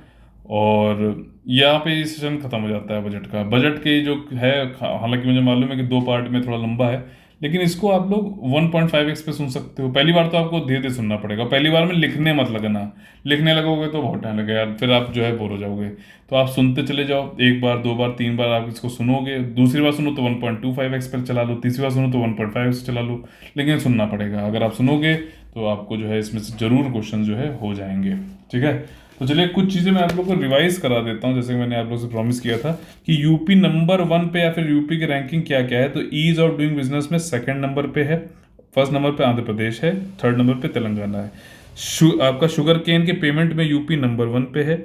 फूड गेन के डिस्ट्रीब्यूशन, फूड जो ग्रेन जो राशन शॉप्स से बांटा जा रहा है उसमें 1st नंबर पे है यूपी। 5 एक्सप्रेसवे वाला जो है अकेला प्रदेश है, 1st नंबर पे है। 5 इंटरनेशनल एयरपोर्ट वाला अकेला जो है उत्तर प्रदेश है। आपका पीएम किसान योजना के अंतर्गत जिसमें 6,000 रुपये दिए जाते हैं उसमें भी पहला है मतलब भारत में उत्तर प्रदेश। उज्ज्वला योजना में जो है 167 करोड़ 1.67 करोड़ जो है महिलाओं को जो है इसमें कनेक्शन दिया गया, ये भी नंबर 1 है उत्तर प्रदेश इसमें भी। स्वच्छ भारत अभियान के अंतर्गत टॉयलेट सबसे ज़्यादा 6.61 लाख करोड़ बनाए हैं टॉयलेट, 1st नंबर पे है। पीएम स्वनिधि स्ट्रीट वेंडर से संबंधित जो योजना है उसमें भी जो है आपका पहले नंबर पे है, ठीक है। और स्मार्ट सिटी में देखें तो जो इनोवेशन और जो है इनोवेटिव जो है प्रयोग किए गए, प्रोग्राम चला गया, तो उसका अच्छे से कार्यान्वयन करने के लिए भी नंबर 1 पे जो है उत्तर प्रदेश आया है स्मार्ट सिटी वाले में, इनोवेटिव जो है प्रोग्राम में। और 2 करोड़ स्टूडेंट को जो है प्राइमरी और सेकेंडरी यानी कि 1 से लेकर 8वीं कक्षा तक जो है उनको रजिस्ट्रेशन कराने के लिए प्रदेश में, मतलब ऐसा प्रदेश ये पहला है सबसे ज़्यादा, मतलब 2 करोड़ आपका मीडियम प्राइमरी और सेकेंडरी स्कूल यानी 1 से लेकर 8 तक जो है बच्चों को रजिस्टर कराने वाला एकमात्र प्रदेश बन गया है पूरे देश जो है पूरे देश में 2 करोड़, ठीक है, 1st नंबर पे आता है। तो इस प्रकार से यहाँ पे खत्म होता है। तो टेलीग्राम चैनल लिंक का डिस्क्रिप्शन में लिंक मैंने दे रखा है, भाई साहब बहुत थक गया हूँ। टेलीग्राम चैनल का लिंक मैंने डिस्क्रिप्शन दे रखा है, उसको जरूर ज्वाइन कर लेना। और 9650347272 पे आप हम लोग हमसे जो है बात कर सकते हो, 9650347272, ठीक। जय हिंद, जय Bharat, all the very best है, वंदे वंदे मातरम।